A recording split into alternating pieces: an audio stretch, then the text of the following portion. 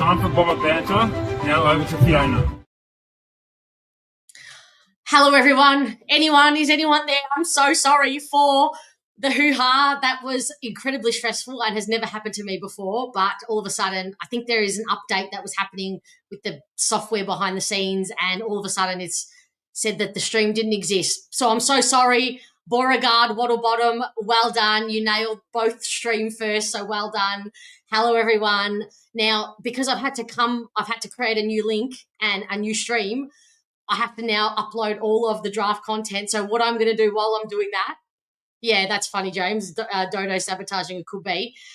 So what I'm going to do whilst I do that, I'm going to bring in our own draft guru, Felix, to keep you entertained while I do that.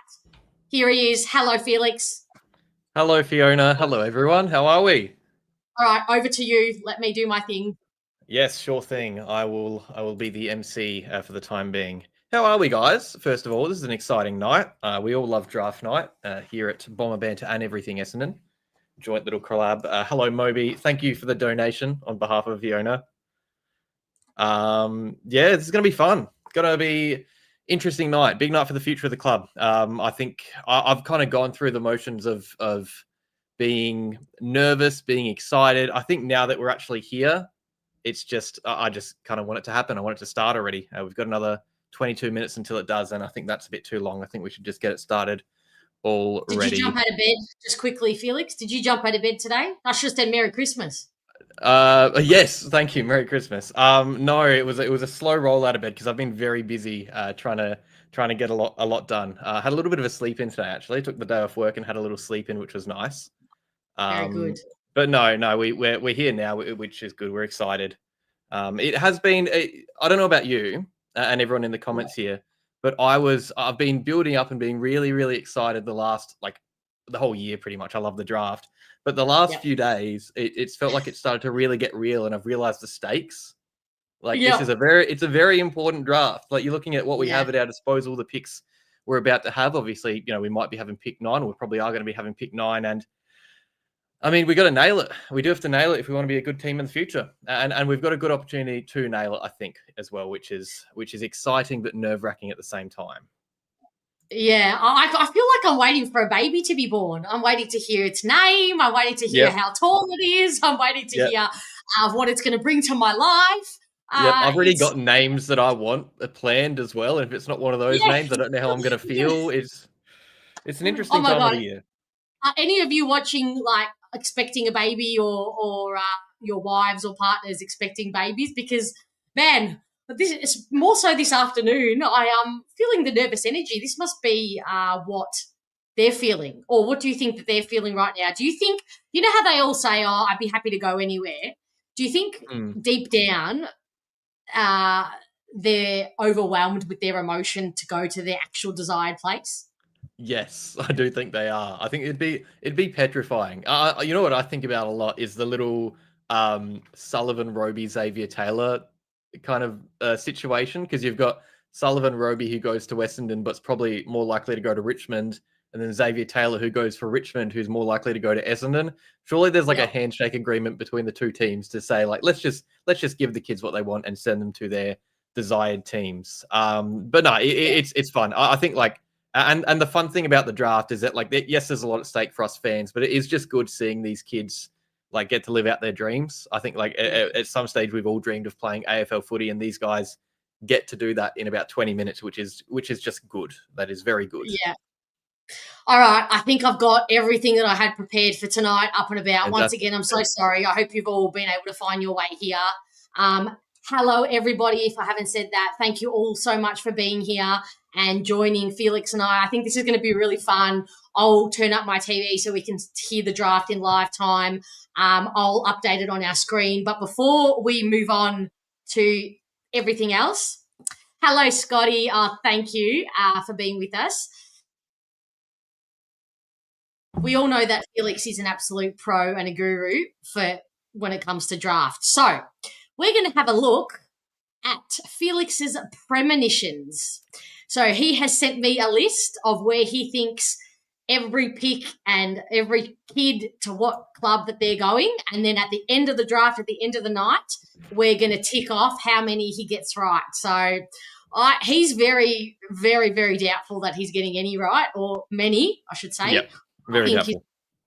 a shit ton of these right. So let's have a look if this is going to work. Of course it doesn't work. Why would it work? 1 second, por favor.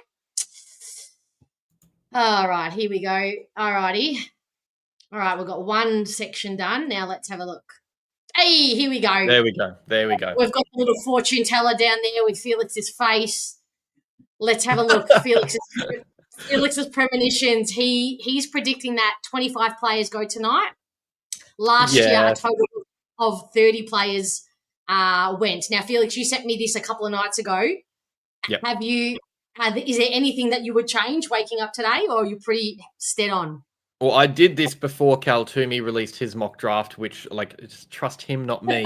it does look like there's going to be more than 25 from the sound of things. It looks like there's going to be a lot of early bidding, which is, I mean, we didn't think it was going to happen after that first lot of early bidding. I thought it was kind of going to be in patches of bidding, but it looks like there's just going to be bidding all through the draft, which is great. That's what we designed the draft for. We love a bit of bidding. But no, I think aside from that, like the players to each clubs, who knows? You know, like it's no one really knows. Like even the real gurus don't know. So if they don't know, I don't know. But I'm pretty comfortable with a few things in there. I think I'll get a little bit of it right, but most of it's going to be proper wrong, I reckon. All right, tell us, chat. Are there any shocks here? Which picks, which players are you wanting to see that it doesn't go this way? I want to know. I agree, TL. How are you? Hope you're well. Interesting if Farrow is available at our pick. Well, Felix has got him going to the Hawks at pick 14. He'd be one I'd be pretty happy to get the more investigation I've done into him, Felix. He wasn't on my early radar, but he certainly has. Yeah, and I think the way it's shaping up is that he could be going earlier. But I think if he didn't go earlier, like he's in line for Melbourne, I think potentially, but depending on what happens with Sam coming, because everyone has Sam Grill sliding down the order now, which is like players like that. You know, Sam Grill's either going to Richmond at pick 7 or he's going at pick 14 or 15. Like that doesn't make any sense really. But shocks me. Yeah, I know. Sam Grill, no way. He is not a pick 14, in my opinion. Anyway, how do you see that? Do you think it would be? I'm personally in the back end more. Like I'd understand a pick in the teens, but I also understand Richmond going early because like in this draft, there's just going to be players that teams take because they like them. There's not really a set order like there has been in recent drafts because it's very top heavy and then very even after it. There's about 4 or 5 players that are clearly up the top, in the top rings, and then you've got just a bunch of absolutely who knows what's going on. So it's Sam Grill is the one that really shapes it, because if I'm wrong with Sam Grill, it means I'm going to be wrong with like everything else. That's what I don't like. He's the shifter. Okay. Yeah. Right. Yeah. So if Richmond do pass on him, which they've been touted to, they've been linked to him for ages. He played in their VFL. The Richmond fans were drooling over him. If they do pass, do you think we should take him, look at him?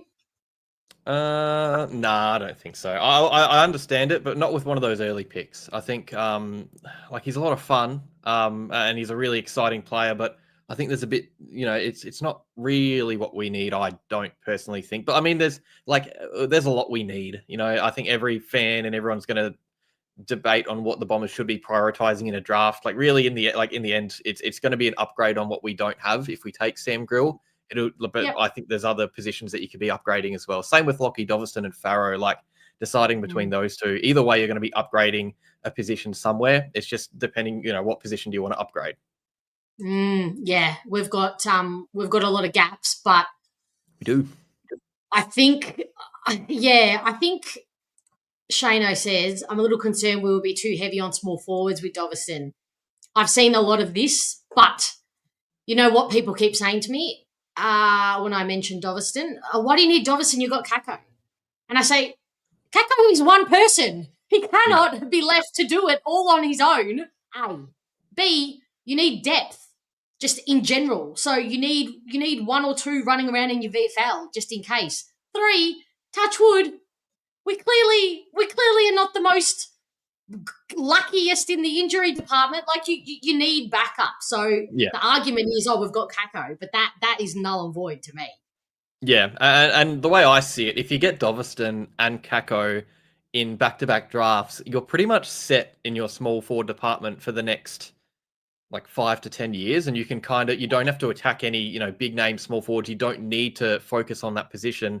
Kind of like what Richmond did last year in different positions with their key forwards and their midfielders. They went really heavy on certain positions that they left others bare.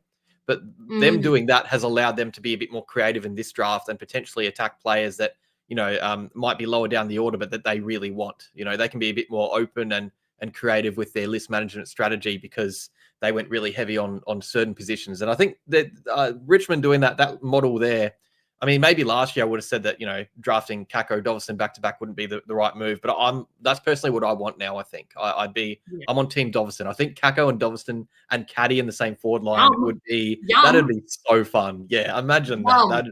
Bums on seats. Oh, JW, you're only getting the stream in portrait mode and can't see the graphic. Okay. Why shit hitting the fan today? Question mark. Universe. Looks fine for me. Okay. Anybody else having this issue? Are you viewing on a phone, tablet, TV, JW? Anybody else having this issue? I did just click a random button and that's given another screen on my screen. Did that help? Please tell me. It's fine for me. Okay. Please definitely tell me if there's any issues, If there's any issues with the stream, the camera, the volume, the mic, always just yell at me in the chat. I mean, don't yell at me. You know what I mean. Okay, the second question that my DMs have blown up about, Felix, people worried, us giving away 21 and 20, whatever the other late 20 pick is, and 30 to Carlton in that, I mean, presumably that's what we're doing. How in God's name are we going to get swayed then? Good question. I don't know. It really depends on when a bid can come. No, Felix doesn't know. We're up shit creek. Well, the way that because we're likely to get pick 43 back in that deal, that selection will slide back to pick 36 or so after matched bids and everything. So the hope is that, I guess, Fremantle and other clubs in the 20s pass on Swade, knowing that we're a chance to, let a bid go and that the club would have to take them. So I think that's been the kind of and Cal Toomey, I think, is a bit of the mouthpiece in this. The club, I think, has probably told him their plans here to make it pretty clear that the Bombers aren't locked into those players. So if a bid does come, there's no guarantee the Bombers take them. I think that's smart because that shouldn't be the case in a draft anyway. That's the way the academy rules should be. But it also means that it's a fairer value for a bid. I don't think clubs will be bidding on Swade to force a matched bid. They're going to be bidding on Swade if they want him. That's that Fremantle pick range is where it really starts. I think that's what I'm worried about. I'll be looking at Fremantle. Okay. I love you to absolute death, chat. You know I do. But 50% of you are telling me it's fine, and 50% of you are telling me there's an issue. So, Felix, find a question in the chat and answer it. I'm going to go and try and work out what the flippity fuck is happening, and if I can fix it for everybody. It does look fine to me. Just so I'm saying. Okay. Dyson, I'm gonna talk a bit about Dyson Sharp because he's someone who I haven't talked about much, and I've seen a bit him going on a bit here in the comments. I've been a bit reserved. Well, I've got reservations with Dyson Sharp. I've had them all year. Lotto numbers from Felix. Unfortunately, none tonight. Apologies. I've had my reservations with Dyson Sharp. I think he's definitely a prospect who, look, if we had one pick in the top 10 or 15, I wouldn't want the club drafting Dyson Sharp. That's the way I see it. I think I'd rather the club go for a higher upside player and target someone who I think could be better in the future. But if we've got 2 to 3 picks in the top 10 or 15 and we attack some really high upside players in Xavier Taylor, Lockie Doveston, maybe even a Jacob Farrow type, you'd want the club getting a bankable player in those selections. Like we know, we've seen what's happened in the 2020 draft where, you take all these high upside players, these unicorns, and it doesn't go well. And bringing in a Dyson Sharp alongside these options that we could be getting in the top 10 to 15, I mean, it'd be perfect. It's a player you can bank on. It's someone you can come into the team with leadership capabilities. I'm on Team Dyson Sharp as long as we're getting other picks on the board as well in that range. Okay, 2 things. Yes, unfortunately, we had some technical difficulties. So there was 2 lives. Okay, one is clearly when. Uh-oh.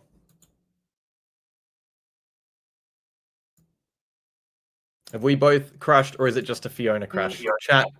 Oh. Are we back? We're back? Am I back? You're back. Okay. You're back. Anybody having issues, can you just jump out and check? There's 2 streams. I don't know why that's happened. The software, I think the software's having a bit of a glow up as well, and it's in its upgrade era. So I think it's having a bit of teething issues. So jump out of the stream you're in if it's looking funny for you and jump into the new one. Oh, both streams currently going. That's fun. I don't know how because I did delete the other one, but clearly not. All right, keep talking, Felix. I'm going to see if I can go and delete this other one. Yes, sure thing. The draft is soon, guys, by the way, which is really exciting. Throw in some questions in the comments, by the way, if you do have any before we get started. But just going back on my mock draft here and the players that we're taking, like I'm getting the sense, and I'm not the person to really be trusting with this. I do want to say that I did post, or I posted this mock draft before the Cal Toomey one came out, and we do have the same players going to the Bombers. So that's a good sign that those are the players in line to be at Essendon. But I wouldn't guarantee any of that. And I think it really comes down to what Richmond do with their selections. I think if they pass on Sam Cumming, I mean, it's looking like he's a player that could be taken early, maybe above Dyson Sharp. And that's the way I've kind of seen it in my head if we had, 1 to 2 picks. But I do like the idea of banking on a Dyson Sharp. Would the Bombers like that as well? That's the question. That is the $1 million question. Is there a worst case scenario for Essendon? Not really. I think either way, we're getting 3 really highly rated players. Like, I mean, that's the beauty of it. Even if the players that we really, really want are gone, there are still players here that we want and they're available. Worst case scenario for me personally, Xavier Taylor's off the board, Roby's off the board, and we got to take Dyson Sharp, Sam Cumming, and Doveston. I'd still be really happy with that. That's still a really great draft tool. So worst case scenario is still great. Who do we take if Cumming, Sharp, and Taylor are available for picks 5 and 6? I'd be taking Sharp and Taylor. I like the idea of a high upside player in Xavier Taylor that could be anything player, and then a Dyson Sharp whose ceiling is lower but his floor is higher. You've got a. Sorry, Felix. I was just going to say. No. I was reading too. Yeah, go on. I've got to the back. I went into the back end of it, and now there appears to be 3 streams, and they all say streaming now. So it's not telling me. It's not telling me which is which, and there's telling me that there's people in the other chat. So there's 56 of you in the one that's not the one. So if the screen is looking off to you or cut off, or you can't see a graphic, get out of there and get into the one where there's 200 plus people. Okay. All right. Last word on that. Chat. If anybody says it in the stream whilst we're doing all our hoo-ha, just remind them to jump out and jump back in. Thank you. All right, Now let's just hope that my internet holds up after all that. All right. I keep going, Felix, what you were doing. Yes. I'll get out of this. Yes. When can the Carlton trade pick take place? That will take place right after the draft begins. So clubs have already got an idea of the trades that they're doing. There's going to be, I think, close to 10 trades happening straight away. But as soon as West Coast are on the clock, you'll probably, if you're watching on other sites and everything, you'll see all the notifications about all the trades taking place at the same time. That's because the clubs, they've worked out the trades that they're doing, but they can't actually finalize them until the draft starts, which is, I don't know why. Actually, I do know why. It's because you can only have a certain amount of list spots going into draft night, and then when it starts, you can have as many as you want draft picks. Yes, of course. Now, how long does this go for? How long does the draft actually go for on night one? Is it a couple of hours or 1 hour, or do they just string this out just for the? They do try and string it out. They get some interviews done and everything. So yeah, usually I think the clubs have 3 or 2 minutes to pick a player. Usually they'd be picking those players pretty quickly in their heads, but they do kind of drag it out a bit to give the broadcast coverage time to interview players at the venue and talk about the players on TV and stuff. So usually every pick takes about 2 minutes roughly, and you're probably looking at 25 to 30 players taken. Yeah, about an hour or two, I think. Yep, sounds good. Yeah, roughly. Yeah. So I'm quietly hoping your premonition that we had up before, is that Yes. who you're hoping Essendon take, or is that just who you think Essendon take?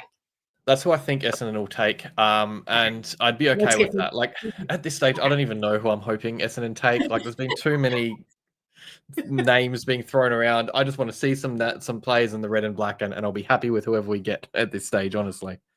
Yeah, fair enough. Well, I'll tell you, I'm quietly hoping um, that the Tigers do take Xavier Taylor. So Okay. that and I think he's a wonderful, wonderful player. Exceptional grand final. You cannot argue with that. But there's just something that doesn't feel like a fit for Essendon where we're at currently. So Yep. I think Sharp feels like an absolute no-brainer in terms of on a holistic level, everything he brings. I think that's an absolute no-brainer, and I'll be stupidly I'm attached to him now and the idea of him in an Essendon jumper in the red and black. So I'll be really sad if he doesn't. The second one I'm not overly attached to, but I really, really hope it's either coming. Look, I'd be happy if it was Roby. Obviously, I've said that I don't think we get the best out of a Roby in our current state as the current football club that we are. But coming and Sharp would be my two. Okay, fair enough. And by the way, just on the Dyson Sharp to Essendon, so the Yeah. reason that he goes for Essendon is because of Dyson Heppel, because they share the same name, and he saw Dyson Heppel playing football with the long blonde dreads. And Dyson Heppel's the player presenting the Guernseys tonight. So there's a nice little bit of symmetry there that I think, like if we don't select Dyson Sharp, what a dick move, Yeah. you know? Like No, at that no, stage, yeah. you just kind of have to, don't you? Yeah, you do. He's almost made it emotionally impossible for Yeah, Matt Rosen not to select him. Like we would yeah, look like the absolute devil we if we would, did we it. would, yeah. And look, I hope, yeah, I don't think we would be upset. Put it that way. Yeah, I think he is, David. I think he is suffering from that. I'm suffering from analysis overload, and I haven't even done as much work as Felix has done. So I can only imagine. I mean, I'm seeing the kids in my sleep, so I need this to be done. Really. Yeah, yeah. Do you think Eagles? I have to ask this question. Do you think the Eagles are going to bid on Harry Dean with their second pick? And my second part to that is, what is the benefit of doing that for the Eagles? Well, they might like him as a player, and I guess it really does just help all teams, really, because you're getting rid of Carlton's picks. The Eagles had a draft pick. I mean, it probably would have benefited them more not making it clear that they're bidding on Harry Dean, because their selection was Mm, behind Carlton's picks anyway, so it would have kind of yeah, flown up the order if a Carlton, kept those selections. But I guess Carlton got the idea that a bid was coming early and traded yeah, them out anyway. What might happen now yeah, is the same with Kako, where if we kept the pick, teams would have bidded on him before to force us to pay. But West Coast might not bid now. It might just be a bit of smoke and mirrors, and they might let Richmond bid or Essendon bid and maybe annoy Carlton a little bit. It can just be a way to get rid of like teams, paying more for what than what they should be paying. yeah. Okay. Yeah, I understand. So it's basically whoever does it is taking one for the team and everyone else owes them a beer, basically. Exactly. I think you do get one free beer if you bid on academy players. Right. So the beers must then cancel each other out though, because then maybe then then that team bids on an Essendon player, so we don't give them a beer. That cancels that out, and Exactly. maybe nobody ends up with a beer at the end of the day. Yeah, and that's what you worry about, because no beers that's a worry, and that's where you really have to fix up the draft system. Yeah. Yeah, that's right. Something is fundamentally broken when all the beers are cancelling each other out, right? Exactly. So are you confident that we will actually take Suede and Huss? And secondly, yep, I'll ask the second after you've answered that. Yep. No, I'm probably more confident in Huss, if anything, because he's going to be a bit cheaper. Wow. He could even go to be a Category B rookie. Swade's the one that I'm not sure on. Oh, I just don't know how they don't take him. Like, if he comes in, like, oh. It's tough because like you are paying up. Like if we've got pick 36, Fremantle bid at 25, we either have to go into next year's draft to move picks into this year's draft to match a bid, or we go into deficit, which pushes back our first round selection next year, which we don't want. And we're saying that, and we're saying categorically that he's not worth that in terms of the player that he's going to be for us and what he's going to bring. We're saying that that's not worth that. Right. Yeah, and I think that's fair. Like that could be the difference between pick, even pick like 1 and 2 next year. Like it could be the difference between the best player in the draft and the second best player in the draft. And I don't think Adam Swade is enough for me for that. Yeah. Okay. But I thought all year though he was the one out of the two, right, that was dominating and looking more likely, wasn't he? I've always said, like, even at the start of the year, I was team Huss, and then Swade was playing really good footy, and I see more upside and scope with Adam Swade.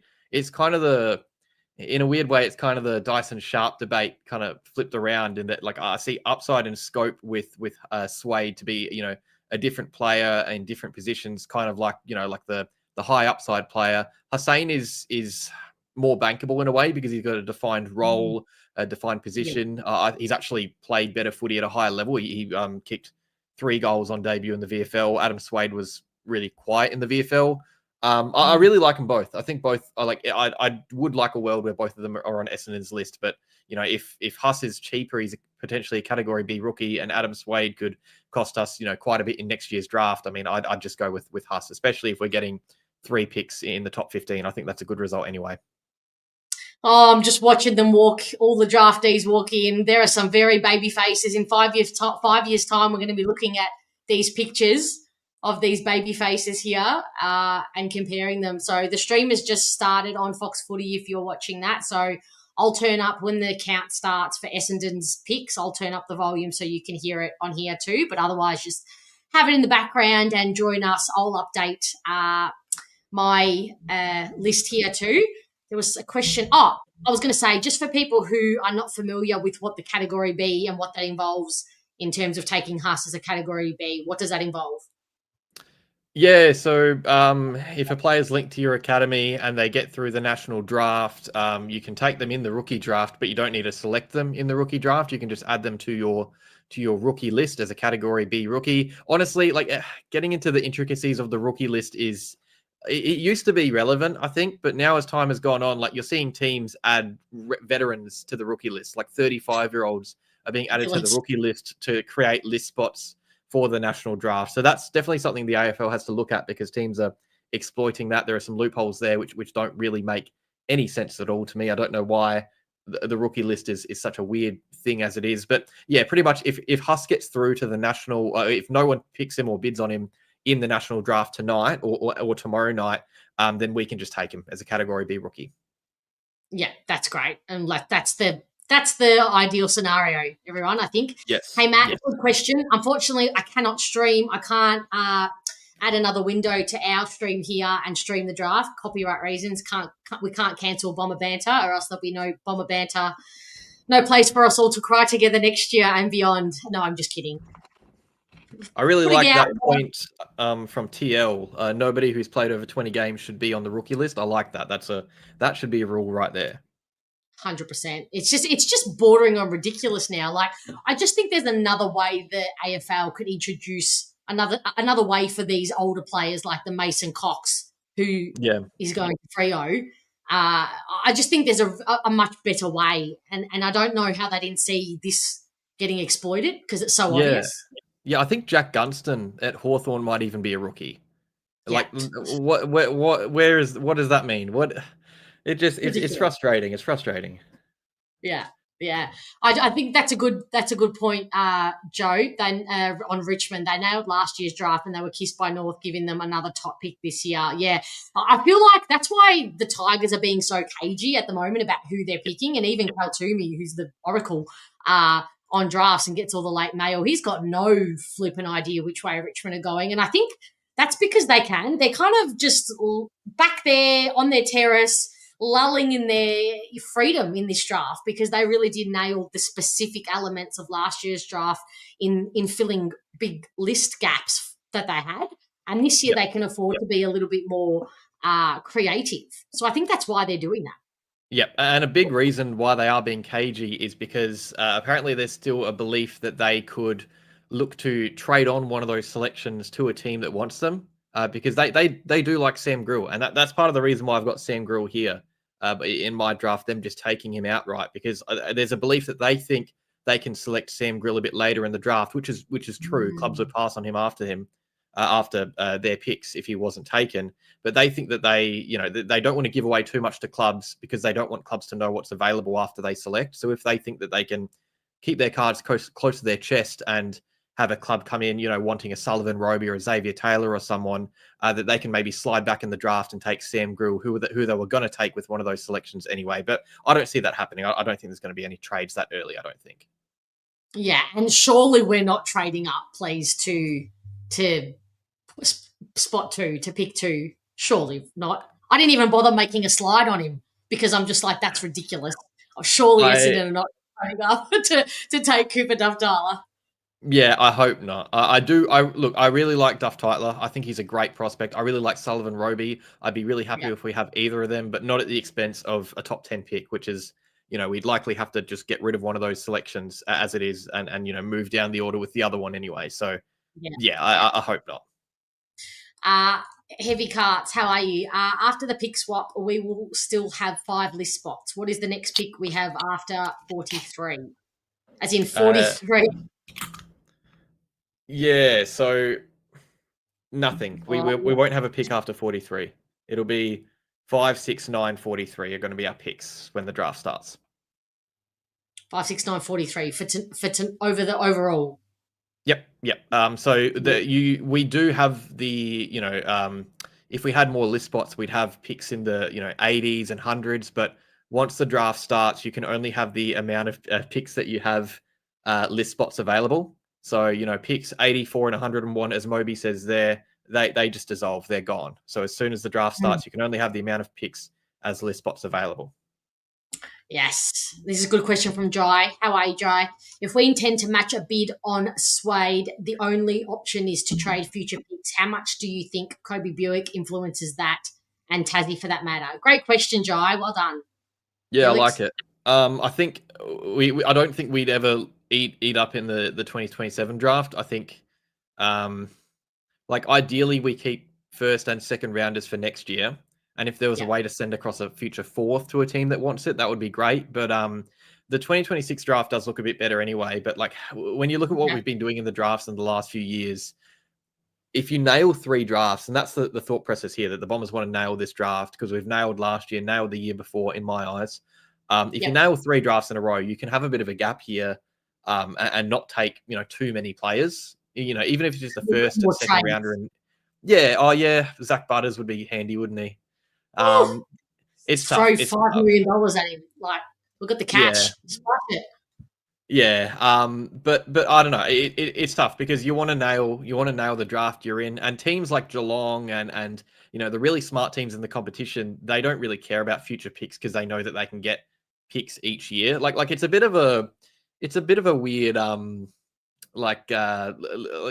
really when you think about it, there's always future draft picks. There's always future drafts. So you can always use future picks. But yeah, when you're in Essendon's situation where you want to be, heavy in a draft in 2027, you kind of need to be a bit more careful. So ideally we're not eating into next year's draft too much.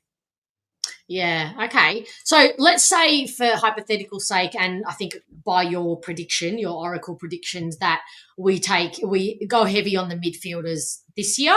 Say we take Sharp, Cumming or Roby, and possibly a small forward in Doverton or Suede, and we get Huss.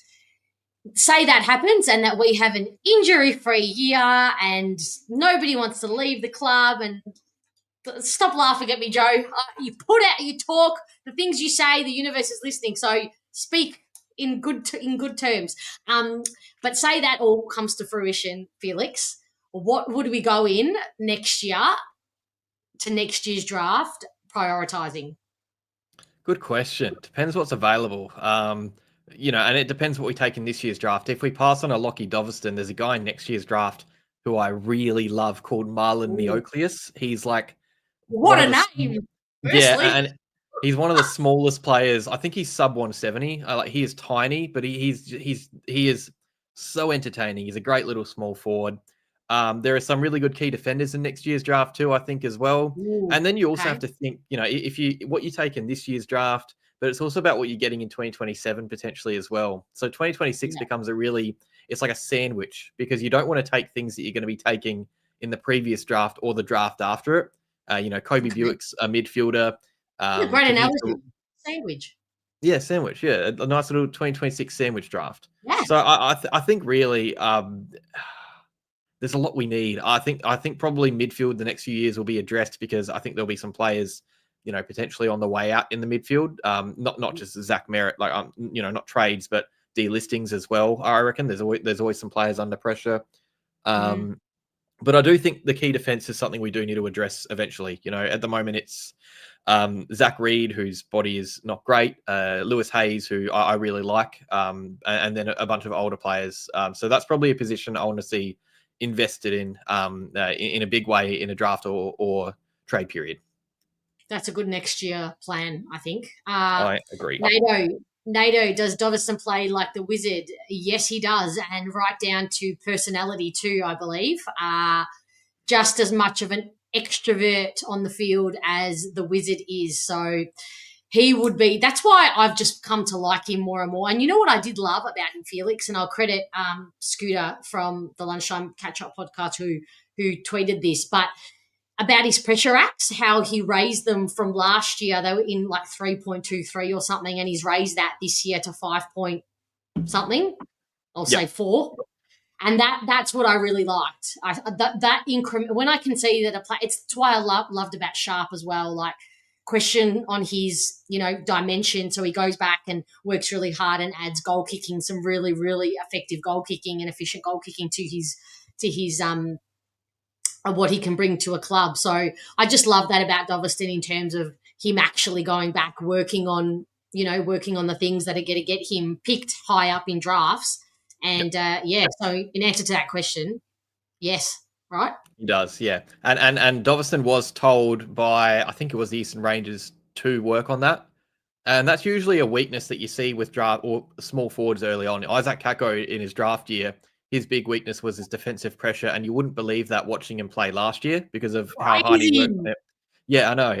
But Doveston went to work early on that, which is it's great, and you see it with his highlights. You see it watching him play. He is really hard at the ball carrier, but it means that he's got something else he can work on. Going into his preseason next year as well, which is good.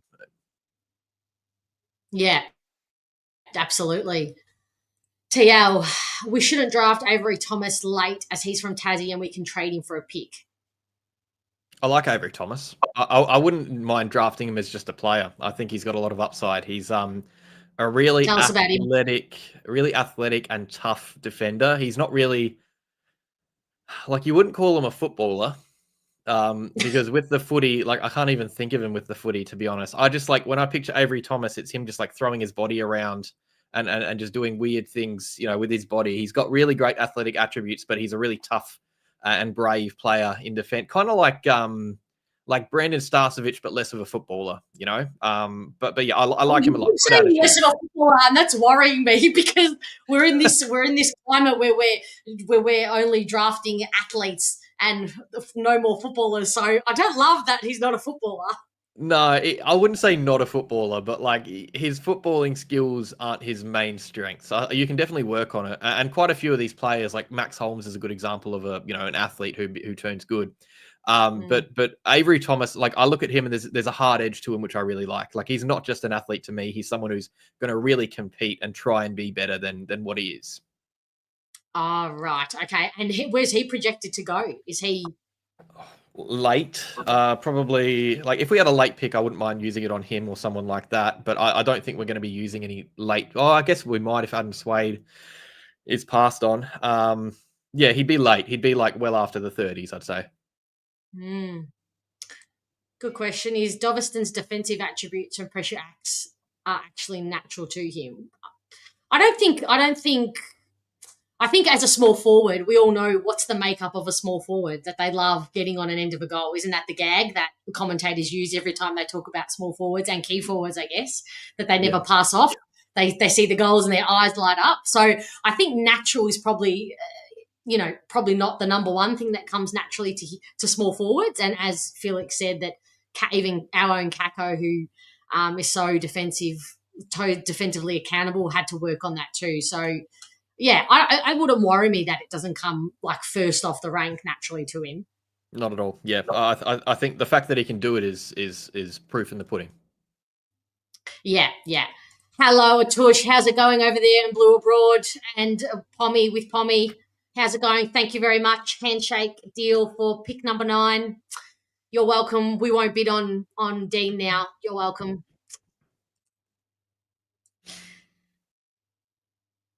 Yeah. You want Lockie Dovison too? I don't think you can get Lockie Dovison, surely. Carlton don't have picks. Yeah. Sorry, Atush. No, Jay, this is an open family until you hit me wrong, and then it's a closed family. But Atush is part of the family. He's a great Carlton man. Everybody's welcome. The more commentary, the more chat, the better. All team, all fans. Hey, Richard, how are you? For me, it's key defender and ruck as priority if we're looking at need, but best talent available should never be overlooked if they're better than what we have. Rook is an interesting one, Felix, because, I mean, do you think the temptation for Cooper Duff Tyler would have just been, given the Draper scenario, do you think that Draper going would have really smoked Matt Rosa in the list department, given that they were maybe hoping or projecting that Draper would stay, so they kind of didn't even look too much into him until Draper made the call to leave? No, I think well, he spent a lot of time at the club, Cooper Duff Tyler. So the AFL Academy, he was training there with them. So we probably know him better than anyone. And that's when those rumours came out about Essendon potentially moving up to secure Cooper Duff Tyler. I wasn't that surprised because, you'll often find that clubs have a better understanding of these players that they actually see train more. Like, it's not just about them playing games, it's about them training and how they project with their training as well. But I think if Draper had stayed, would there be any interest? Probably not. But I really like CDT. Like, he is the prototypical modern day ruckman. I think the rule changes are going to really benefit him. And like, I think in 4 or 5 years there could 100% be arguments, people saying like, why didn't we trade up to CDT? Because he really could be someone who like tears games apart in the future. But yeah, I guess we just have to remember that the players we got in our range, we've got more of them in our range because of our picks and positions we probably need more now as well. Yeah, true. I'd say that we probably do need soon enough a baby giraffe developing in the VFL at least, given that they take much longer. And, to me, Vigo, even watching him out at training last week, whilst his running has improved and I think his tank has improved as well, I still think his body shape has still a fair way to go, which is totally understandable. I think he's still got a very, baby body, if, make of that what you want. So I think he's still got some way to go. But I think next year, you mentioning adding, some defenders, some key defenders to our watch list. I think ruck should be another ruck. Should be that. That's a fair. Hey Vince, I like this. Legends and legendettes. That's nice. Yes, absolutely. Actually, good little comment there from TL on Marcus Krasnodemskis. That is a player that Essendon have put some time into as well. He's probably TL coming down tonight. Yeah, actually, yeah, true, yeah. But yeah, he might not even go through in the national draft. So that's a situation where the club could look at someone in the rookie draft, maybe even the SSP period. Depends what happens with Hussein Elachkar, given our rookie spots and the amount that we have. Louis Emmett of 3 stumps is another one. He's probably going to be gone a bit before we have another pick on the board. But Marcus Krasnodemskis is someone that the club have put a bit of time into. So I wouldn't be surprised if we do randomly just call his name out. He's another ruckman in the State League. I think he might have also been Eastern Rangers potentially as well. I'll have to double check. That's a great shout. I mean, Krasnodemskis, Demski. The commentator saying his name, surely there's got to be a way to just call him Marcus. Yeah. Yeah, Marcus, poor kiddo. Yeah, Vigo Bryan. Yeah, Mr. M, like eventually, I just don't know the strength of that up against some of the more experienced, bigger-bodied ruckman. I just think, yeah, I believe in it. Don't get me wrong. I believe in the duo. I just think we probably, yeah, that's a good question, Marcus. I mean, they said 7 p.m., but I kept reading all the captions on all of the advertisements, and none said that the draft starts at 7. So I'm like, oh, there's going to be a lot of preamble there. I don't know. Maybe 7:30? Could that be it? Yeah, I think it'd be 7:30. I think they'll be building into it pretty soon, I reckon. All right. If we had a pick, is this the one that you saw that you read out before? Yes. Emmett is the better of the two. I think Emmett could be taken in the first round potentially. But both are similar types of players, like that modern day mobile ruck. More than just a ruckman, but someone who can like impact around the ground as well.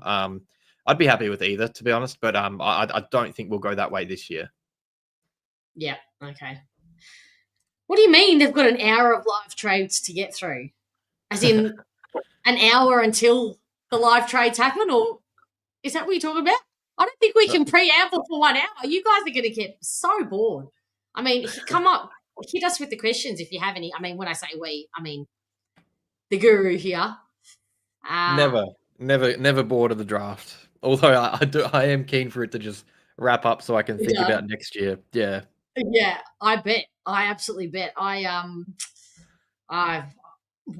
waiting for it to be done. Yeah, that's a great question. I am seeing Mick Ablett on my phone here. You got it on you got it on the phone, and what's happening? I'm just seeing Mick Ablett talking, and I'm sure it's good. Yeah, I'm sure it's good. As we know, what did he say? He was so complimentary of us last year, wasn't he? Like he just nailed it. He just nailed his commentary. He knows his stuff. And then he knows his stuff. You just blink, and 12 months later, the polar opposite complimentary articles of Essendon's move last year absolutely just hitting the media. And if anybody is not picking up on the absolute sarcasm that we're going, of course, Mick Ablett famously said how poor Essendon's trade period was last year, and getting St Kilda's second round pick and Melbourne's pick was just bad. Oh, okay, I think it's starting now, everyone. Yep. So here we go. Yeah, we're about to see good old Willem Duursma. What a shame that we can't reunite the brothers, hey? I know he was very keen. A couple of years. Save. Oh, couple years? Yeah, hopefully. Well, we'll just cheekily bring back Harley Reid and Willem Duursma. Both of them, yeah. Future third should be enough for that. Future third? I reckon that's generous, Felix. And even just Xavier Taylor there, like he is someone who just look like both him and Lockie Doverston, in the nicest way possible, do just look like punchable in a good way, like it's that time of like they're just shits, but like that's what you need on a team. Xavier Taylor's tatted up. He's 18 and he's got tattoos. Didn't even know that was legal, but that shows you the type of character he is. Is that shocking? Is he someone we could potentially take, Oscar Taylor? Oh no, Xavier Taylor. Sorry, Xavier Taylor. I think you said Oscar Taylor. That's wrong. But Oscar Taylor, he was at the hangar on Monday, so we've definitely looked into him a little bit. That's what what I'm not that familiar as I am with Xavier Taylor as I am Oscar. So tell us a bit about him. Oscar Taylor, just a really quick rebound defender. I think he might be one of the quickest in the draft, if not the quickest. I'm trying to remember the combine times, but he'd be right up there with the speed and agility. He's super quick, super daring off halfback. If Sullivan Roby didn't exist, he'd be the biggest bolter in the draft. He came out of nowhere as well, but because Sullivan Roby was a bigger and better story, it kind of he's in the shadows a little bit. Both Eastern Rangers boys too as well. Interesting. It's so funny. I saw somebody's discussing West Coast taking Willem and Roby, and oh my God, doesn't that make you like drool thinking about Roby, Willem, and Harley Reid in the same midfield? Like, yeah, wow. I think West Coast are like sneakily building something just good for the future if they keep doing this. Keep finishing bottom of the ladder and keep getting people getting, compensation picks and woe is me and we're so shit. Only won a premiership 7 years ago, and we're just so bad. We need help. I think we got to play up. I reckon we got to play up. You all know I don't subscribe to victimhood. It is Alcatraz, as you all know. But I think we're gonna play this game, Essendon, because we haven't had success for 20 years. And what's funny about this here is that they've been on the clock for like almost a minute now, and it's taken them this long to lock their pick in. I mean, the pick is in. Here we go. What a very talented family. My goodness. 4 kids playing high level too. Like I know that there's been some criticism about, how Zane and Xavier are failed draft picks. I love Xavier Dersma. I think he's great. And Zane is 20, 21 years old. It's a good family. The talent there. Hey, there he goes. Congrats. Alrighty. We are off the 2025 draft. Oh, and there's Xavier Dersma too. How cute. There's Zave. Oh my God. So wholesome, everybody, isn't it? Yeah. Sorry. Let me focus on what you're doing, Fiona. There we are. I don't know if I'm going to have room here. Will I have room? Yeah, let's Not go. for Cooper Duff Tyler. Yeah, sorry, Coop. You're getting the C. Duff Tyler shortening of your name. And there's another one whose name didn't quite fit into the equation, into the bubble here. But yeah, he knew this was coming, so there'll be no shocks to anybody in the industry or to Will there. Yeah, it's there's never any suspense with pick one. It really starts now what they do with the bidding. I think we're all pretty confident that there's going to be Hewland and Harry Dean bids early by West Coast. Right. Okay. And then Cooper Duff Tyler. I think the first 4 picks are pretty much locked in. It's what happens after that is where we start stressing a little bit, because that's where it really opens up. Yeah, so when Richmond Richmond enters the chat, that's when it starts to get a bit... Did he just get a how medal? cute! It's Harley! Oh, wait. Harley Reid. Oh, that's so cute. Oh, my God. Oh, yeah, and now you're going to get all the trade notifications down the bottom as well, because teams can start trading now. So you're going to have every team in the comp trading. I'll just make sure I keep track of what the Bombers are doing. Yes, if you could do that, because I have 1 million and people, please don't underestimate how complicated this is to do. So, and this is not my strength, everybody, the technical side of things. So, as we saw, it is quite complex from the start of this stream. But so we don't actually have pick 9 yet, correct? That hasn't even started. No, not yet, but we will have it in a second, I reckon. Okay, so they're already on the clock, West Coast. So 3 minutes to go. With their second. And it does benefit the Eagles to kind of wait a bit, because other teams can trade picks around, and that could help the Eagles later on in the draft if they want to trade around. So this is why teams early on waiting does make a bit more sense, because it gives other teams more time to actually finalize the picks that they've got. Okay, so it's not just for the draft. But it is too. It definitely is in the later stages. Like they could speed it up a bit, but... Yeah, I think this doing the interview as well, I think this has something to do with it too, which is all good and fine. It's their time, it's their moment in the sun. They deserve to hold the spotlight. Absolutely. Yeah, it'd be crazy if they just picked another player now and forced Willem Dersma off the stage. True. That's true. They're in control, really.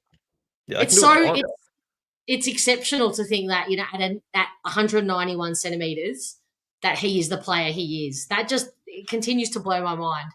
That's why I like Xavier Taylor. That's why I want Xavier Taylor. I know that he's not the player that Willem Dersma is, but I just But we don't need him. Say he's ready to play. Who makes way for him in the team, Felix? That's my thing. Yeah, no, I get that, but I think he's going to take a bit longer anyway. And I think he's someone who has a bit more scope and versatility in his position. I think when you're building a list from the bottom up, which we're kind of doing, you just take the really talented players and try and shape them in any way you can. I don't think Hawthorn really needed Josh Weddle when they took him, but he's kind of like a Mr. Fix-It for them in a lot of ways now. And I think that... Okay, so here we go. What am I looking at? They've got the trade up for Essendon and Carlton, but they've got the wrong numbers. So... Pick 5. Is that what I'm seeing? Oh no, I'm just check. Okay, so I think it's pick 21, 27, 30 for pick 9, and I'm guessing it is 43 there, but they've got the wrong numbers around on the thing I'm looking at. But I think it's 9 and 43 that we've got now. That's not even up on the Fox Footy stream, so I'm glad you're across that. All right, so Foxtel. Oh, sorry. Thank you, Evil Gumby. Got 9 and 43. Beautiful. Yeah, cool. Yeah, cool. Perfect. So yeah, that 43 is going to be interesting because is that going to be enough to match a bid on Suede? All right, this says a bid pending, so obviously that's Harry Dean, yes? Or Zeke Euland. It'll be one after the other, but it just depends on which order.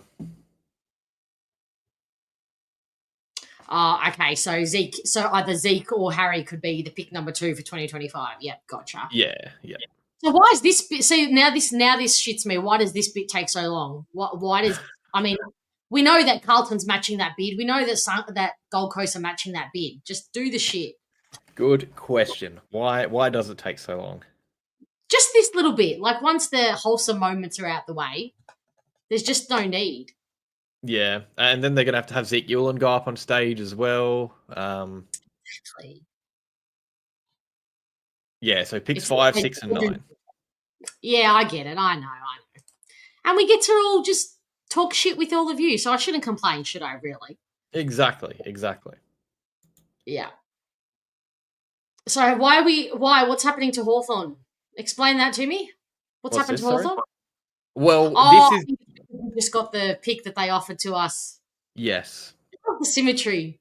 Yes, and now any Hawthorn fan saying that they were paying a fair amount can just, look at this because we've got that pick anyway.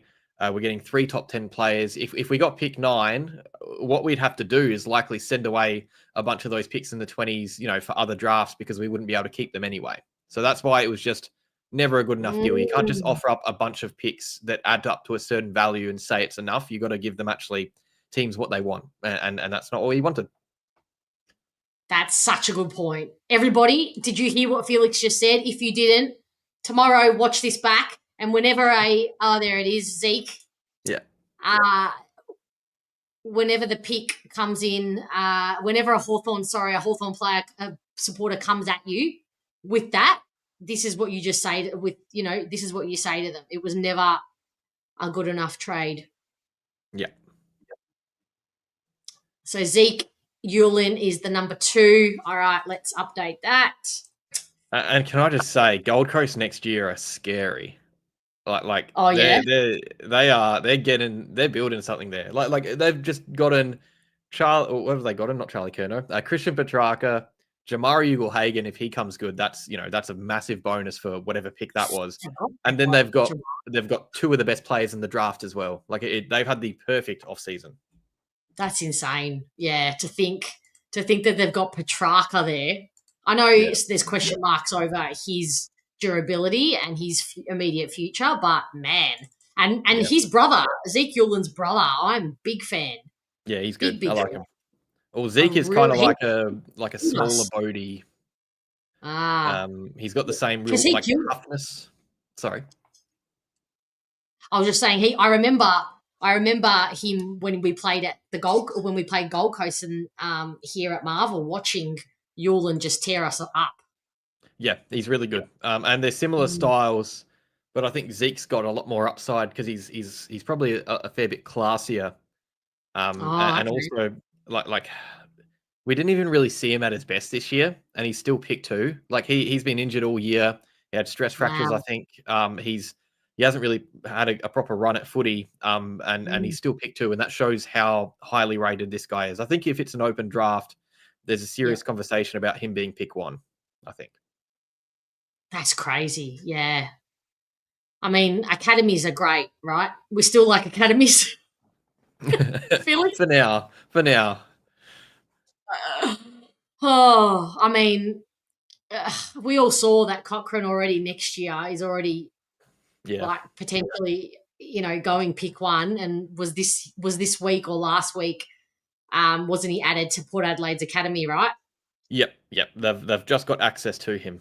So they're another team like Essendon who are really hoping that the rule changes aren't gonna stuff us around a bit.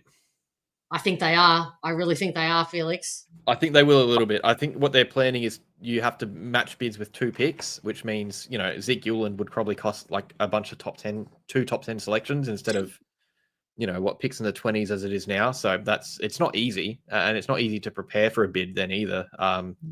It won't be ideal. It's just not fair because No. from one year to the next, a player is going to cost 1 pick to match versus an exorbitant amount. It's just, oh gosh. And I think we're getting somewhere anyway. Like even this year, they've changed the rules slightly, which is still like it's made like, we're no guarantee to match a bit on Adam Sway, but I think if it was last year, we probably would be because the rules have changed slightly since last year. I think if they just keep changing it, slowly and giving teams time to prepare, like even this year, right? We don't know what the rules are going to be, and clubs haven't had time to prepare their draft hand for next year. In case the rules change in a big way. So it really isn't fair to change it like a year after. It makes no sense to me. Yeah, I think you nailed it with just small incremental changes that are going to see. And they should see it anyway with how they do rule changes. How, when they make little incremental rule changes, how the coaches just slowly, they just start exposing and finding ways to expose the rule. It's the same principle. My God. I mean, in my head, it's like the AFL, huge conglomerate, hard to run. But then I sit back in my little content creator studio and I think, is it really that complicated and hard? Because I think I just created a solution to a problem that seems very obvious, but surely there's got to be more to it. I think we should just do it. You and me. We should run the AFL. I mean, we so could. We so bloody could. Yeah, TL, when you can trade futures 2 years in advance, you need to wait 3 years before making rule changes. Nailed it. Geez, what have you had for lunch today and breakfast and dinner, TL? What MVP. are you coming out with absolute goods today? Absolute MVP. Great. Yeah, MVP so far. Okay, Heavy Cats, Harry Dean, Beard Izzy, and all right, so he is pick 3. Oh yeah, this is definitely Harry, right? Couldn't be any other player. This won't be anyone else. This will be Harry Dean. All right. I mean, so already pick 42 is now going to become, I think, pick 43 is now going to become pick 40 or pick 39. After all this. Yep. So it's slowly moving up. Okay. I mean, at this rate, we should just invite you onto the show, TL. Honestly, this is another very, very good call by you. Well done. Oh, you think that's Annabelle Pawn? An Annabelle pick. Another tick for equality going off to Richmond. Dan Annabelle. Yeah, Brisbane needed the leg up. They need Dan Annabelle, but no, I think this will be Harry Dean. Okay. There we go. So I haven't bothered to actually look too much or think too much about Harry Dean. What kind of player is he? What's he going to do for Carlton, Felix? I think we'd really like him. We're talking about key defenders. He's great. Pick 3 feels odd. I wouldn't say he's a pick 3 in a draft, but he's not far off it. He's a really solid key defender, really great in the air, also just really trustworthy by foot as well. Good size. He's getting close to that 197, 198 mark, but not getting too tall. So he's still mobile enough as well. And he's also, I think he's ready to go, close to round 1 next year, which is really rare for key defenders specifically. He looked. So, like, what are we looking at? Oh my God, I've just lost it. I can see his face. Oh, Wiedering? Wiedering and Dean are like a rare chance to see that pretty early then. Yeah, possibly. I think he's pretty good. And there's also a guy at Carlton who's done his ACL, unfortunately, who I really like from last year's draft called Harry O'Farrell. He looks really good. And I was secretly hoping we'd take him last year in the draft because he was with the Calder Cannons. But I think Harry Dean and Harry O'Farrell is a really that's just a good little combo there for the next 5 to 10 years to bank on. I reckon. I like it.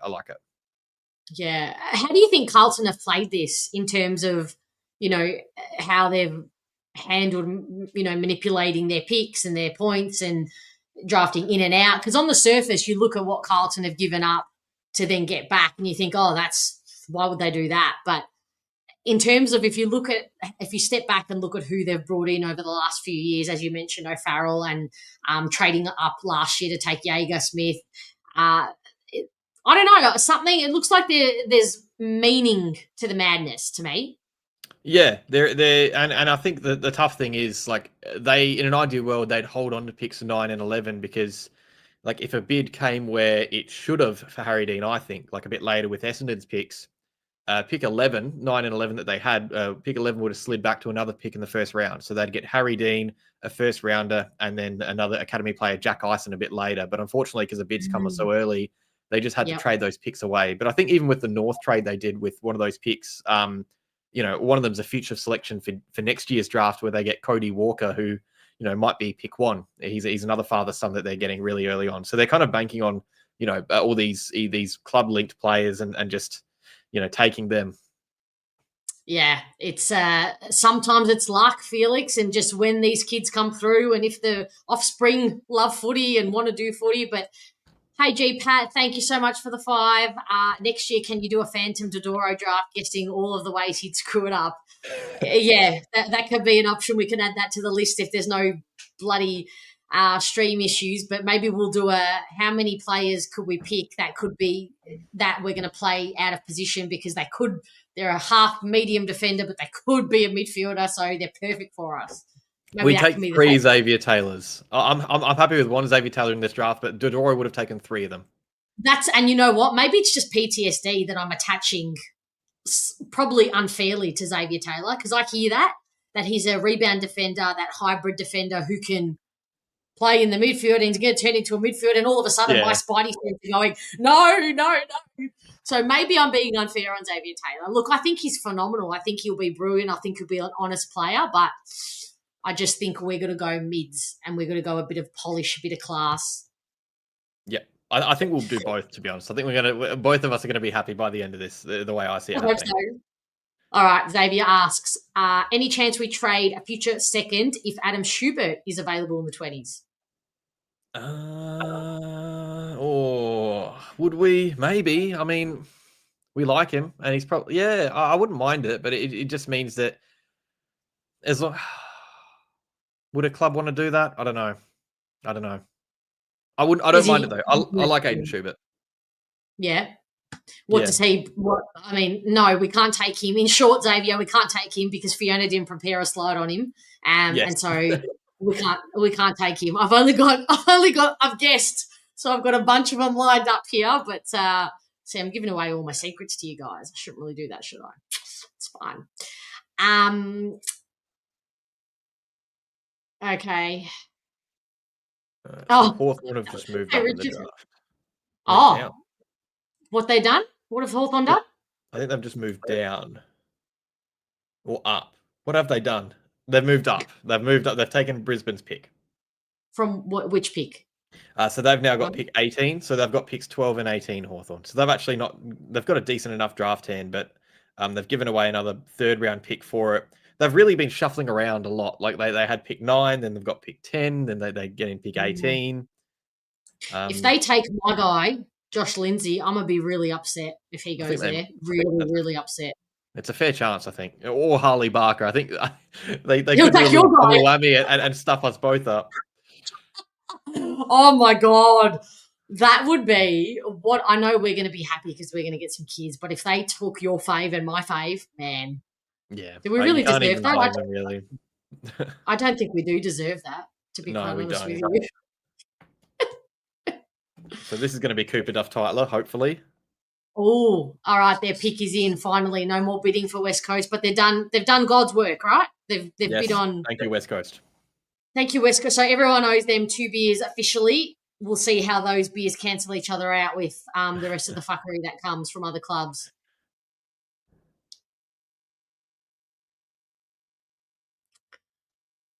Oh, okay. So what pick did Brisbane give Hawthorn, Felix? So I think they gave pick just for points because they've got Dan Annable, so they've given pick 17 to Hawthorn. They get Hawthorn's 21 or something back and a 3rd rounder as well. So I think it makes sense for both teams. All right, so they're just collecting some points. Ah, there he is. Yep.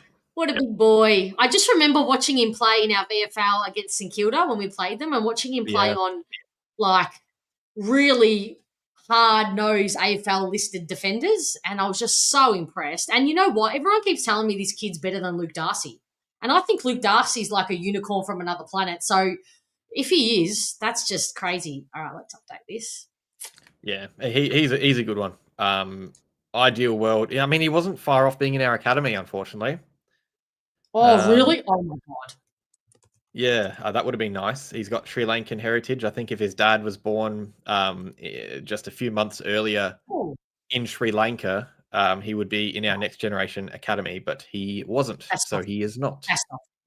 That's not fair, is it? No, surely we can petition the AFL for a leg up there. Can we still take him?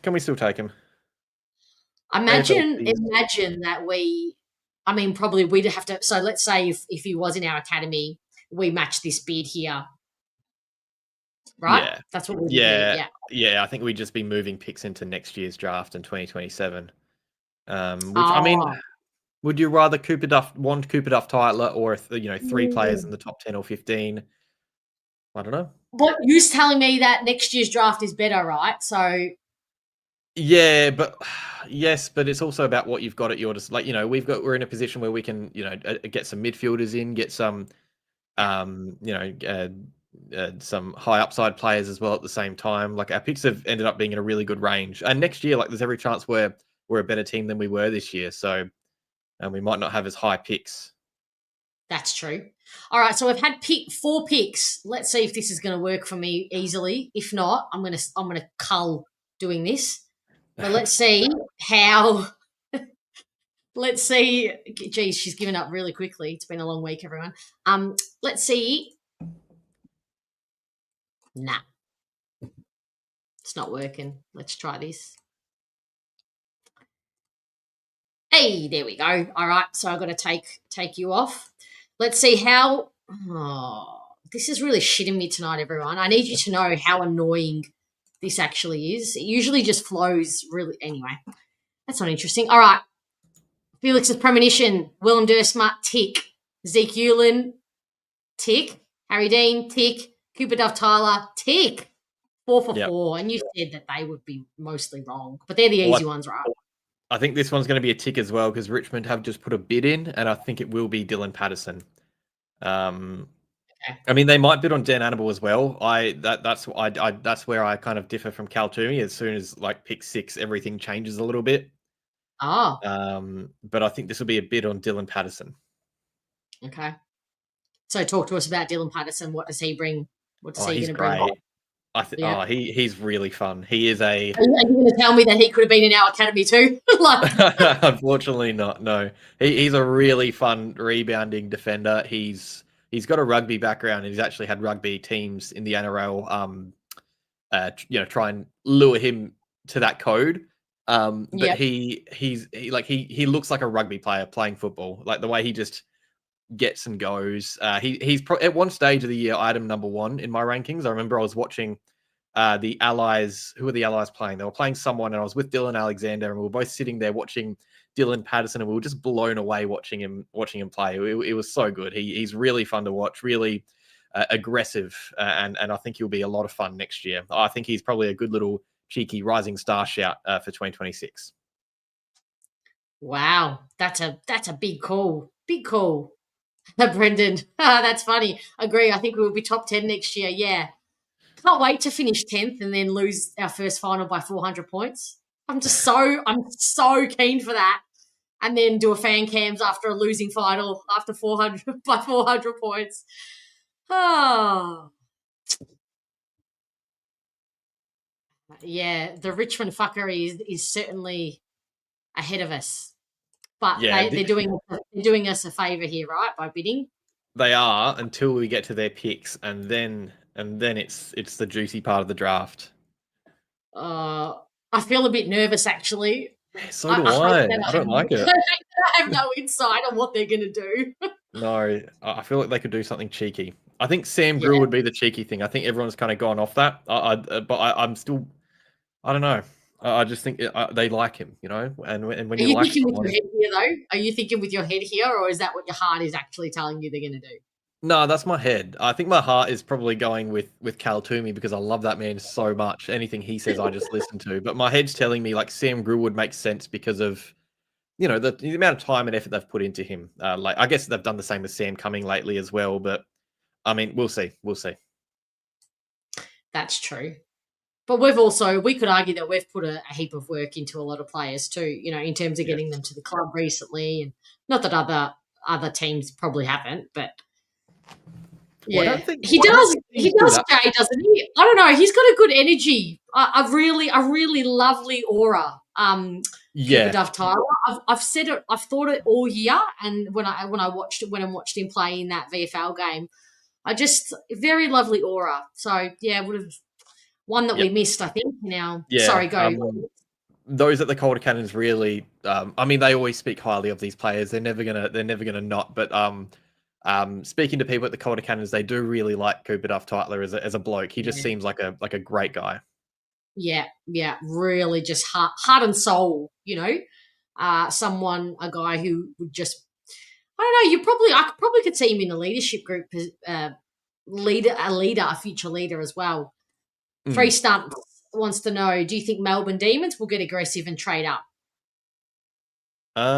Potentially. They've got a few good picks here, but I don't think they'd be able to get one of those Richmond picks. I think if anything, they might trade down a little bit. So there's Dylan Patterson going to off to Gold Coast.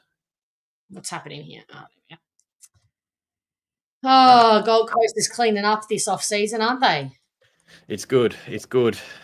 For them, not for us. I mean, they're doing well. They're doing well. Did you forget that this is an Essendon channel? This is Essendon bias only, Felix. I just like Dylan Patterson. I just like him. I think that's great. And now this is where it's going to change. I think so. Whether they bid on Dan Annable, I hope not, because if they do, I'm already wrong. But I'm not too worried about the bidding and when that comes. Realistically, like that doesn't matter too much for me. Oh, you missed the gushing over him, Atush. You're late. We just gushed well over on Harry Dean. Yes, so you're gonna have to watch it back. We like Harry Dean. We like Harry Dean. Yeah, except when he lines up on Caddy and then he's just going to get taken to the cleaners. Very sorry to tell you. All right, let's also that Guernsey is crap, by the way. Yeah, I mean. I know the competition tries to arc up about the Gold Coast and everything they do is rainbows and sunshine, but their jumpers do nothing for me. Like none of their jumpers. Their logo does nothing for me. Anyway. Okay. Oh my God, this is shitting me so much. I've got to get over it. See, these highlights, that is a rugby player. You can't tell me he like, look at him go there. This is actually, this one on the Marvel Stadium is where I remember watching this live and just like we were blown away watching him, carve up the middle of the ground like that. He is, I really like Dylan Patterson. He does look like a rugby player. Yeah, he gives off rugby vibes in every way. Yeah, definitely. All right, so this is your premonition. You're 5 for 5. So far. If we end the draft now, I've nailed it.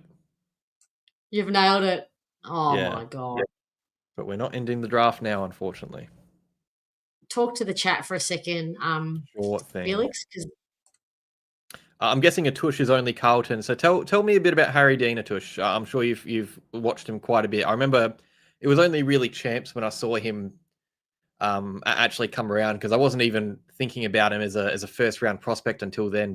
And I don't know how he really came about so quickly, because he did just look like a man amongst boys. That's what everyone said, and I think he heard that as well, and he's thinking about how he can build on that and become a first round, a round one contender to play next year for the Blues. Do you look at Harry Dean and think it's a round one? Combo with Jacob Wiedering, or is it a long-term view if you're still there, Atush? How are Brisbane going to manage the salary cap? Good question. I don't think they will. I don't think they will. Zach Bailey is how if he goes away. Oh, so here we go. Richmond have put another bid on, and that's going to be Dan Annable. So already we are wrong. Oh, okay. So you had them taking Roby here, and who did you have then bidding on Dan Annable? I had us, but I wasn't like I didn't really put much thought into the Dan Annable bid. Like I assumed, Richmond would really like Dylan Patterson as a player. I didn't think they'd want to draft Dan Annable if he was available. I thought they'd be going for different types of players, but if you can make teams pay, you may as well. So I think that's what Richmond are doing here. Yeah, okay. All right. Well, it's a first blemish, but we won't hold that against our good mate Felix, will we, chat? Is it better that they... Yeah, I was just going to ask you that question. See, we are just... This is why we could fix the AFL. Exactly. Are you seeing this chemistry? Sheesh. So it does work out better because I think if Brisbane had picked 17, it wouldn't have eaten up their second pick as much, but these next two selections will dissolve. Wait, explain that again. My brain just went offline. What do you mean? I think our pick 43 will slide up a little bit more, or one pick more than it would have before potentially. So right now, where are we? So pick 43 is already turned into pick 37, and that's with potentially a few more bids to come before Adam Swade. So I think the highest it could go was like 35 or 34. Which means to match an Adam Swade bid, it would need to be, I think, 29 or 30, potentially. Right. Okay. Did everybody compute that? Because I don't think I did. I barely did, to be honest. I was just saying a bunch of numbers. I want to keep it real with you guys, as I always do. So you probably can read it on my face when I'm actually not getting something. Now, this is a kid who... I love the look of. Yeah. I have thoroughly enjoyed watching his highlights and him this year. I really have. He's probably, out of all the academy kids, he's cute. And it's good because the Lions, they need some help, They need some good young players. Struggling team, just the more young talent they can accumulate and, stay where they need to be, the better. So, but luck. McInerney? It is the big O. What a random player to be giving a Guernsey. I mean, yeah. Let's see now. Now the fuckery starts, everybody. Yeah, now we get this first one is they take Roby, don't they? Yeah, surely. Yeah. They do really like Sam Cumming. I mean, we'll see. This is interesting, actually. I don't know. Hey, Matt. Atush from Only Carlton is a wonderful friend of the channel, as are many other Carlton and other club supporting people. Everybody is welcome here. We are an open, safe space. When it gets tricky is when people start being assholes, and that's when I zero tolerance and I boot them out. But everybody is welcome to chat and banter. That's why we're here. Otherwise, it's boring, right? Sorry, Felix, go. No, I agree. I think lately I've noticed that Carlton fans, at least online, their presence is, and maybe it's because both our clubs are pretty crap right now, but I think there's a nice little, mutual appreciation shared between both fan bases, at least in online communities. And I guess that's partly because, yourself and Pommy, share the space a bit. I've been on Pommy's channel a fair bit as well. So, yeah, it's good. Yeah. He tells me every time that he's bringing you over to the dark side. He's sealing you over from me because now that's officially a thing. So don't you worry. I get teed up when you're over there. But okay, let's answer this question for Webby. This confuses me, but why did the Bombers give up picks 5 and 6, where we obviously have more advantage on who we select? So we didn't give up picks 5 and 6. They just slid back in the order because of matched bids. So there's still picks 5 and 6 in the open draft, but because of the academy players being taken before them, that they moved down the order slightly. Yeah, so if you take those academy picks and kids out who we already knew all year were going to those respective clubs, it's still essentially pick 5 and 6. Yep. Yeah, isn't that the truth? How are your solution? Carlton Essendon have formed an online table of mediocrity. I mean, I would love to bond on something else, and this is not my favourite thing to bond on, but here we are. But I have been just absolutely through Pommy and Terry and the crossover between our channels, just inundated and pleasantly surprised and welcomed into some Carlton people's hearts, and they're into my heart. So, yeah, absolutely have loved all the Carlton people who find their way in this chat, and always welcome Langy and, oh my God. Again, I had her name is in the forefront of my face. Kate and Atush. Oh, we're nervous, Atush. This pick now. Richmond pick is in. Oh God, who is it, everybody? Ooh. It really does dictate our whole draft, doesn't it? Like you're thinking about it now, like it's not Sam Grill. I'm telling you now, it won't be Sam Grill. Yeah.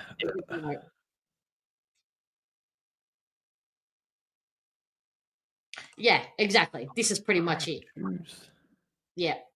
And look, we're bonding further. Basically, you're helping us, you're helping the Hawthorn Essendon rivalry continue. All right, here we go. Oh, you're right.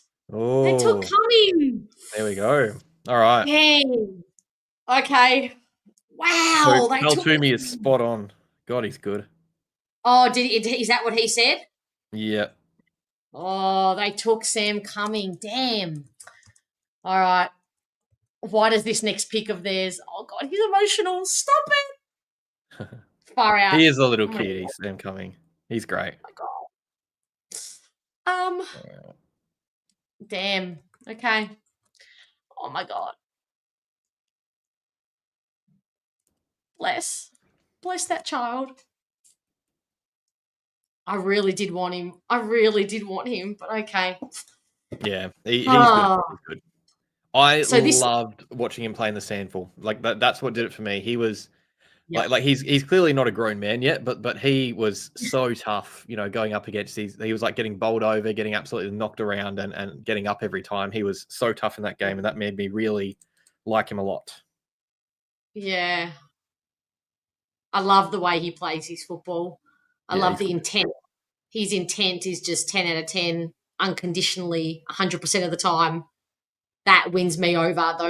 Those values really endear themselves to me because they're the things you can control. And if you are 100% committed to the things that you can control 100% of the time, in my belief, the rest takes care of itself. And I think for him, that's what's going to happen for the rest of his career.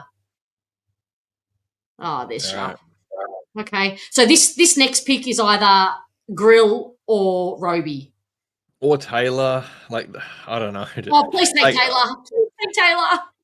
I think it's Roby. I think it would surprise me if Roby gets through to Essendon. And if he gets through, I'd be very happy. I know you would. Oh God. Yeah, I know, right? I know. My ideal outcome is Taylor and Roby, and then somehow Dyson Sharp slides to the next pick, but I don't think that happened. So, oh, I know. There's no chance. You have to take Sharp. Sorry, Felix, you can't. Yeah, I know. That's too uncertain having Taylor and Roby, but I just love it. I love them both. I know, but it just no. No, I think this would be Roby anyway. Yeah, I think so. Did Toomey have them taking Roby with this next one? Yep, they had them taking. I think he had him coming then Roby as well in that order potentially.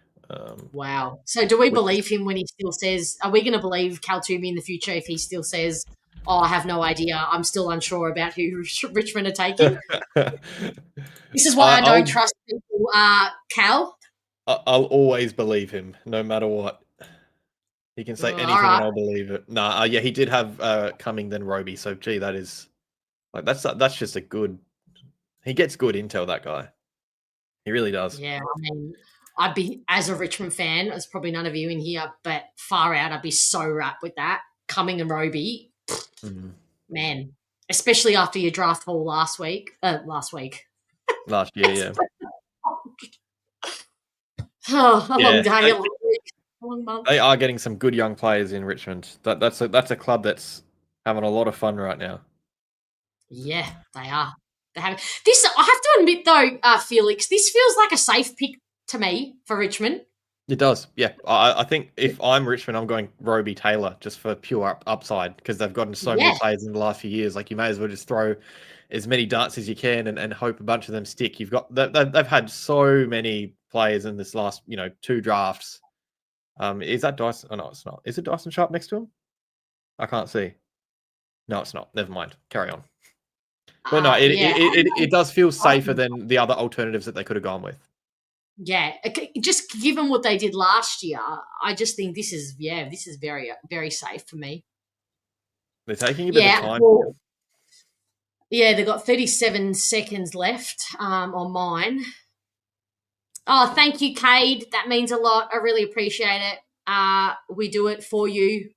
We obviously do it for us because we love the football and the club, but predominantly for you and for all of us. So lots more.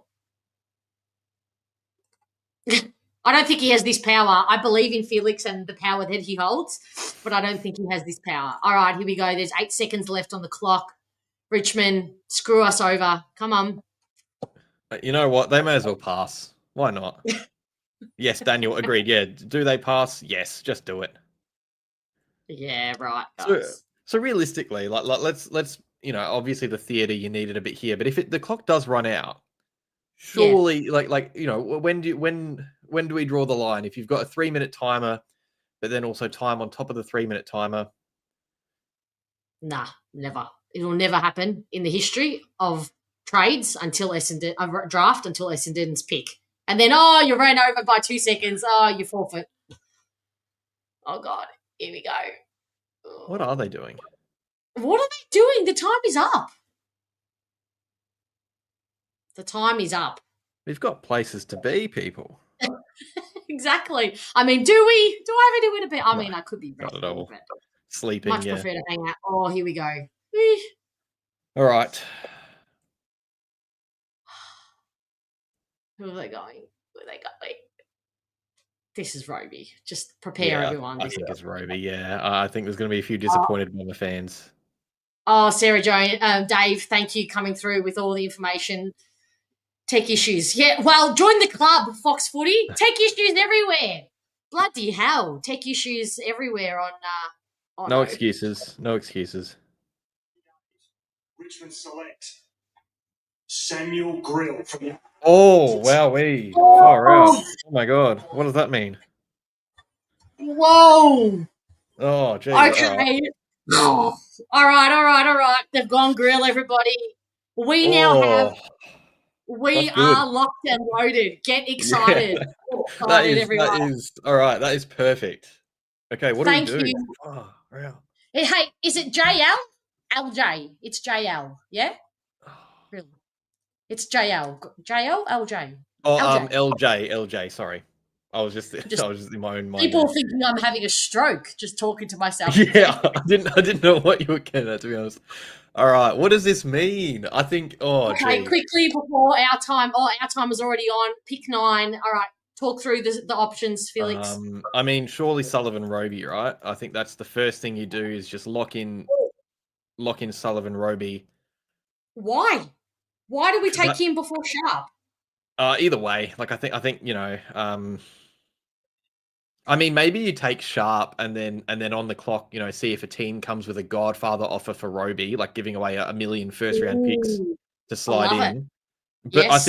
I think because we've got to pick after Melbourne, you have to think about what they wouldn't want. So they probably, now that Sam Cummings gone, they might want Dyson Sharp to pair with someone else. I think they'd want Xavier Taylor if he was on the clock, but would he be too similar to Cameron Nairn, who they like as well? I think they'd want Sullivan Roby. I think what you have to do is pick the 2 players that you think, or you pick a combination of players that you think Melbourne would pick. So if they would pick Dyson Sharp, even if you rank other players lower, if they want Dyson Sharp, do you pick him first because they would take him if he was available? I don't know. This is where it gets confusing. Like, ideal world, honestly, Richmond take a Xavier Taylor or Roby, so we don't even have to make this decision. But this just feels very complicated now. Yeah, it does. Oh God, I hope it's like, if you ask me, you all know how I feel about Roby.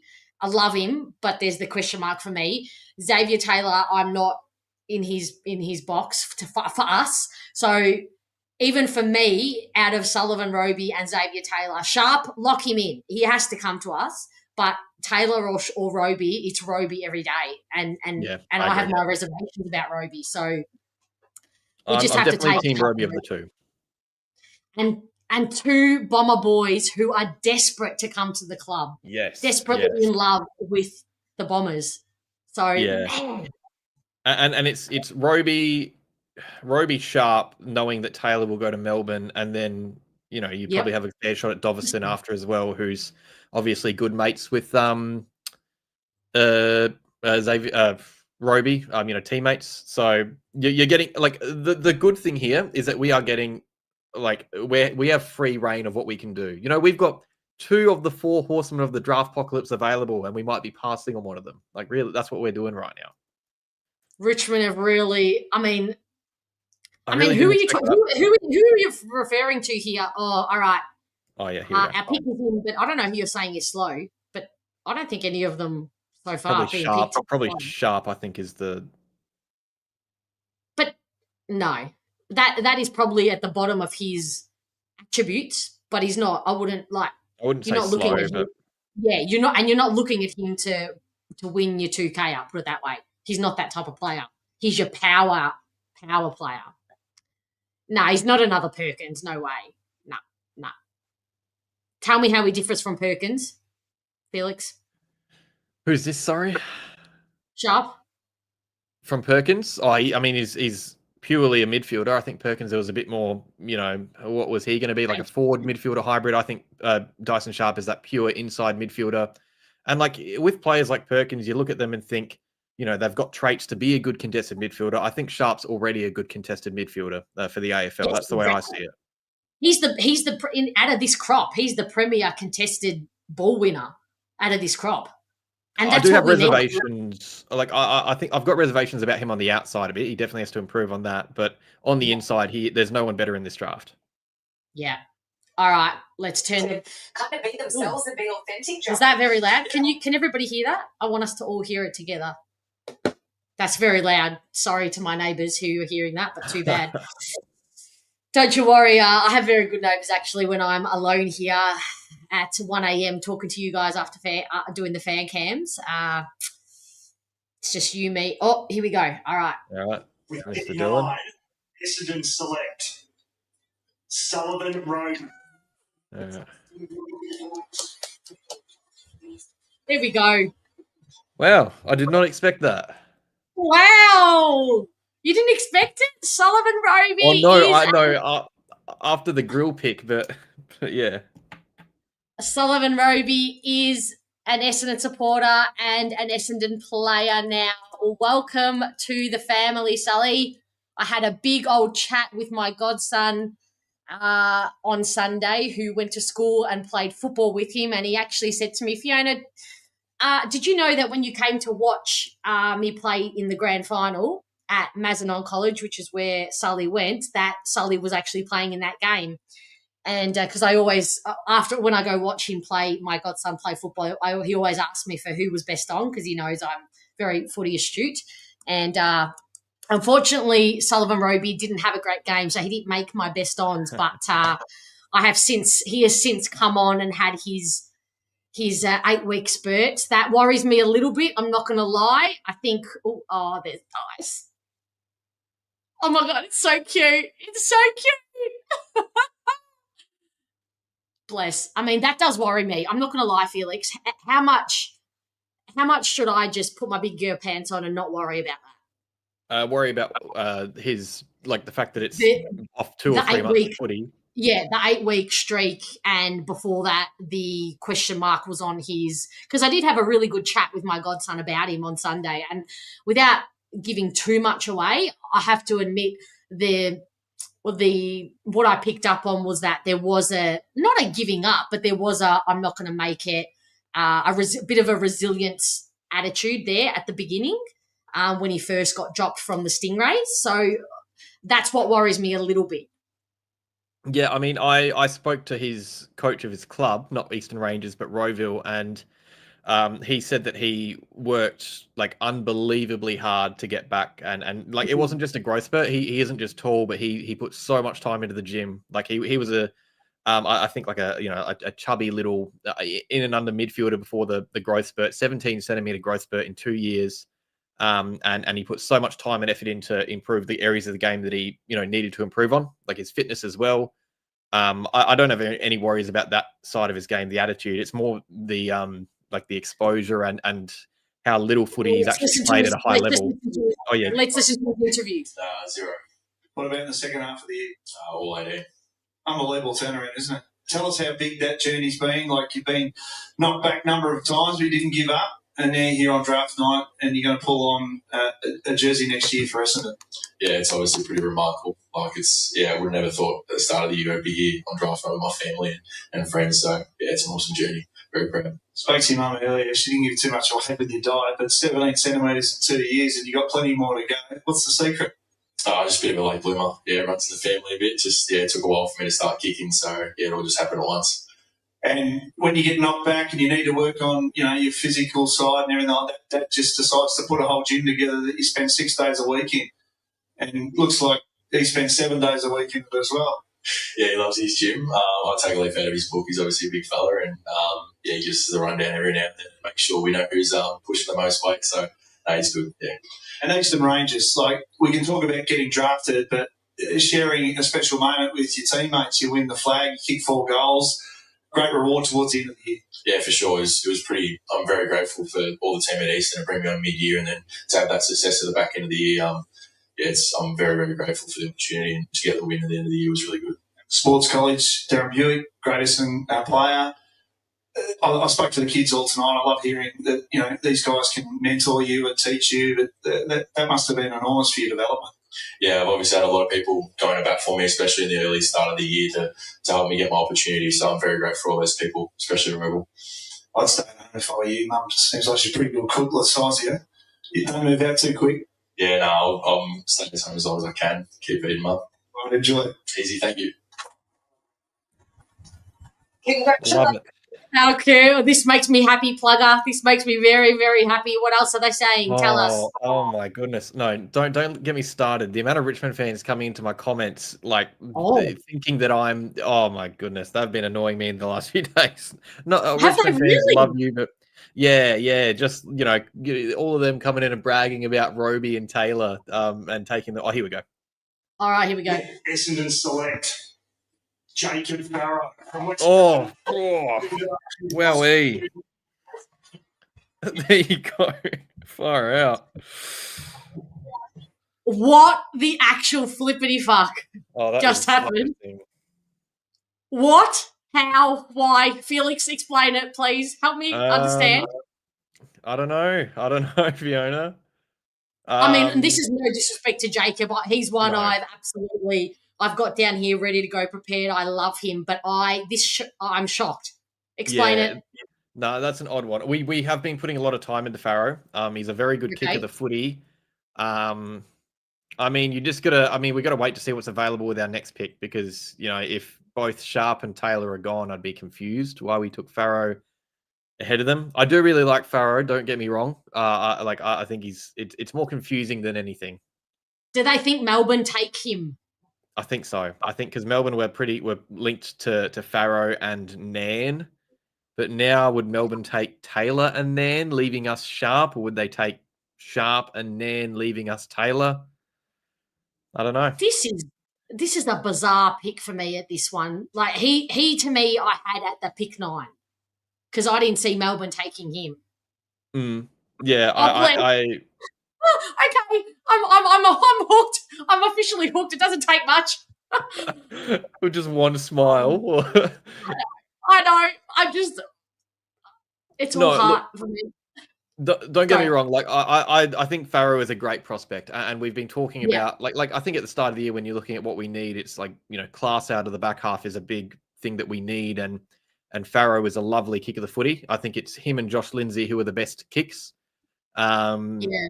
I was expecting us to go a different route and take someone else, someone probably more suited to the midfield now. Farrow can probably play midfield, but I'd say like to start his career, he's going to be a back half distributor of the footy, which we kind of got in Zach Johnson and Archie Roberts anyway. So yeah, this is a wacky draft. Like Dyson Sharp and Xavier Taylor available after pick 10 is crazy. Cal Toomey, tell me your Oracle didn't pick this. He didn't have this on his list, definitely. I think Essendon have sold him a couple of porcupines. I think every club has. I think Richmond, we thought Richmond put out everyone has. All right, let's listen to his interview, everyone. A long journey, born in the UK, you moved out Born in the UK? in 2009, and at the start of this year you weren't selected in the squad for Western Australia, and you turned out to be an All-Australian in the end. What was all the hard work in the middle that got you there? Yeah, I suppose it was just a bit of feedback that I needed from Jonesy, who's here tonight, the manager of WA Footy. So, yeah, my speed was something I really needed to work on, and got a sprint program over the off-season, went into a sprint coach, and that just allowed me to play with a lot more confidence and take the game on a bit more, so I was able to put some good footy together. Every kid follows a team. Who do you follow? No one. Yeah, so I've got a jersey for each of the 18 clubs, so yeah, just a bit of a footy head. So you love your jerseys. How much have you shelled out to buy all those jerseys, you reckon? Oh, you'll have to ask Mum and Dad. Dad's got to go on a gym kit and just find a good bargain and bring it home for me, so yeah. Oh my God, his parents look wrapped. So when you play senior footy, you just talk with your, the bloke you're playing on at the end of the game, and you get freebies. Yes, Webby. Born in the UK, that's right. What about the journey, though? One for you. Footy is not easy, and you just mentioned Mum and Dad. How much of a part have they played in your footy? Yeah, probably the same as everyone else in the room, just massive part with getting me to trainings and sacrificing a lot of what they do to benefit me. And, I couldn't be more grateful of them. You don't follow a team, but you watch every game. You just love it, do you? Yeah, exactly. I do love that. I'll put my feet up on the couch and watch the game that's on. So, yeah. Oh, mate, when you finish, you'll just roll straight into Fox Footies. You're watching every game. Here's one for you. Enjoy this. Thank you. Appreciate it. Wow, Felix. Wow. Interesting. I mean, surely we're not taking him, and I do already love him. Again, it doesn't take me much, but surely we don't take him if we don't get Carlton's pick 9. No, I don't think so. I think what we're doing there is taking a player that we think Melbourne would take. Like what I was saying before, taking the players that we think Melbourne would take if available, and hoping that whoever we want next slides through their picks, whether that's Sharp or Taylor. I mean, or someone else. Like realistically, we don't know. This proves that we don't know. But I think it might mean that our boy Lockie Doveston's probably. I don't know. Yeah, now Doveston's in question because Doveston was in my head number 9 pick. But now I'm not going to bed unless we get Sharp, and maybe I'm never going to bed then because that's just taking the wind out of me. Oh, there we go, Taylor. Is it? All right. Yeah. Okay. All right. I'm okay with that. The next pick could be Cameron Nan, but Nan and Taylor are pretty similar, so it might be Dyson Sharp too, to be honest. Like, no. Who knows? Don't you do it to me, Melbourne. Don't you do it to me. But yeah, also just on that, so if you think about who's available with picks 9 and 10, what was it? Roby, Sharp, Taylor. The combo could be what you wanted, Roby and Sharp, and what we might have wanted with the next pick 13 could have been Jacob Farrow, because I was tossing up in my mock draft Farrow, Schubert, and Doveston, and I went Doveston in the end. And maybe it's just hoping that Sharp slides through, which is like a interesting game to be playing if true. But Cameron Nan is who I expect to be taken here. I mean, it's almost like I can feel Rosa, the chess pieces just in his head going woof, woof, woof, woof. And I guess that's what we want in a list manager. Get creative, looking ahead. RMH, I'm watching this on KO, the Fox Footy stream. But if you're, I can't get it on the screen because copyright. But I mean, I'll put it on loud for all of Essendon's picks, but I won't annoy everybody for the rest of them. This is just, it becomes very interesting. It's a good. Does them losing Petrarca make them more inclined to take Sharp? Yeah, good question actually. Maybe, but they do really like Cameron Nairn. He was invited to night one of the draft for a reason. Maybe we like Cameron Nairn. Like he's a goofy player for me to be up that high. Yeah, me too. There's been a few of those this year.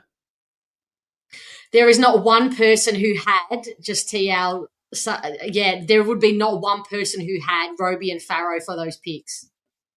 No, yeah, 100. No, yeah, you would have to be working at one of the clubs. Even if you work at the Bombers, you wouldn't have predicted that. Like that's a strange outcome. Yes, that's true, Atush. For anybody wanting to watch it that doesn't have access to KO, like Atush says, and what Felix is doing, just streaming on the AFL website.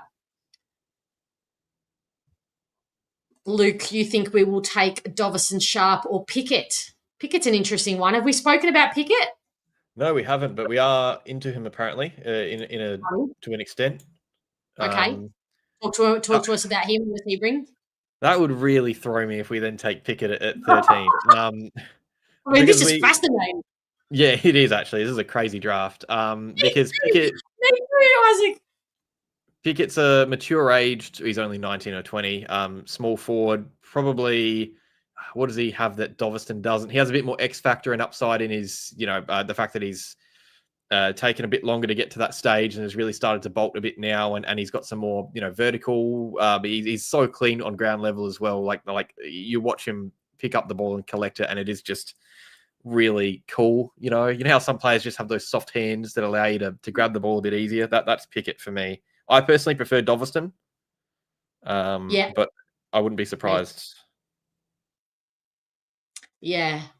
All right. Well, Melbourne have a minute and a half left on the clock. Man, I feel like their window has gone on forever, because I feel a bit sick in the stomach that they're going to take Sharp from me, and it's going to upset me. But I'll have to get over it, won't I? So hang on, none of the kids. Oh no, Sully came to us, and he's an Essendon supporter, but Zave Taylor, Bomber supporter, obviously has gone to not Richmond, not Essendon, but Melbourne. I think he'll be good at Melbourne, though. I think there's a hole there for him. I think Xavier Taylor is going to be a great player, to be honest. I would have been happy if we took him at pick 10 with Sullivan Roby. I think he is pick 11 for him just feels wrong for me. He's like a top 5 or 6 player in my eyes, just for upside alone. You had big raps on him. I remember you telling me, geez, a few weeks ago, if Taylor, CDT, Dursma, and who was the third one that you said? Or fourth Roby. one? I think you gave me 4. And Roby are there at your pick. You take them. Yeah, those are the 4 horsemen of the draft apocalypse for me. The horsemen, okay. Yeah. I don't know. I just think for needs wise, he's going to be a gun, no doubt, but I think he plays pretty quick, much sooner for Melbourne than he would for Essendon. All right, the D's pick is officially in. Oh, yes. Who's this going to be? Here we go, indeed. Cameron Nairn would be great. Please don't pick Sharp. So if they don't pick Sharp, so if they do pick Sharp, then maybe we take Dovison, right? Yeah, someone like that, I'd think.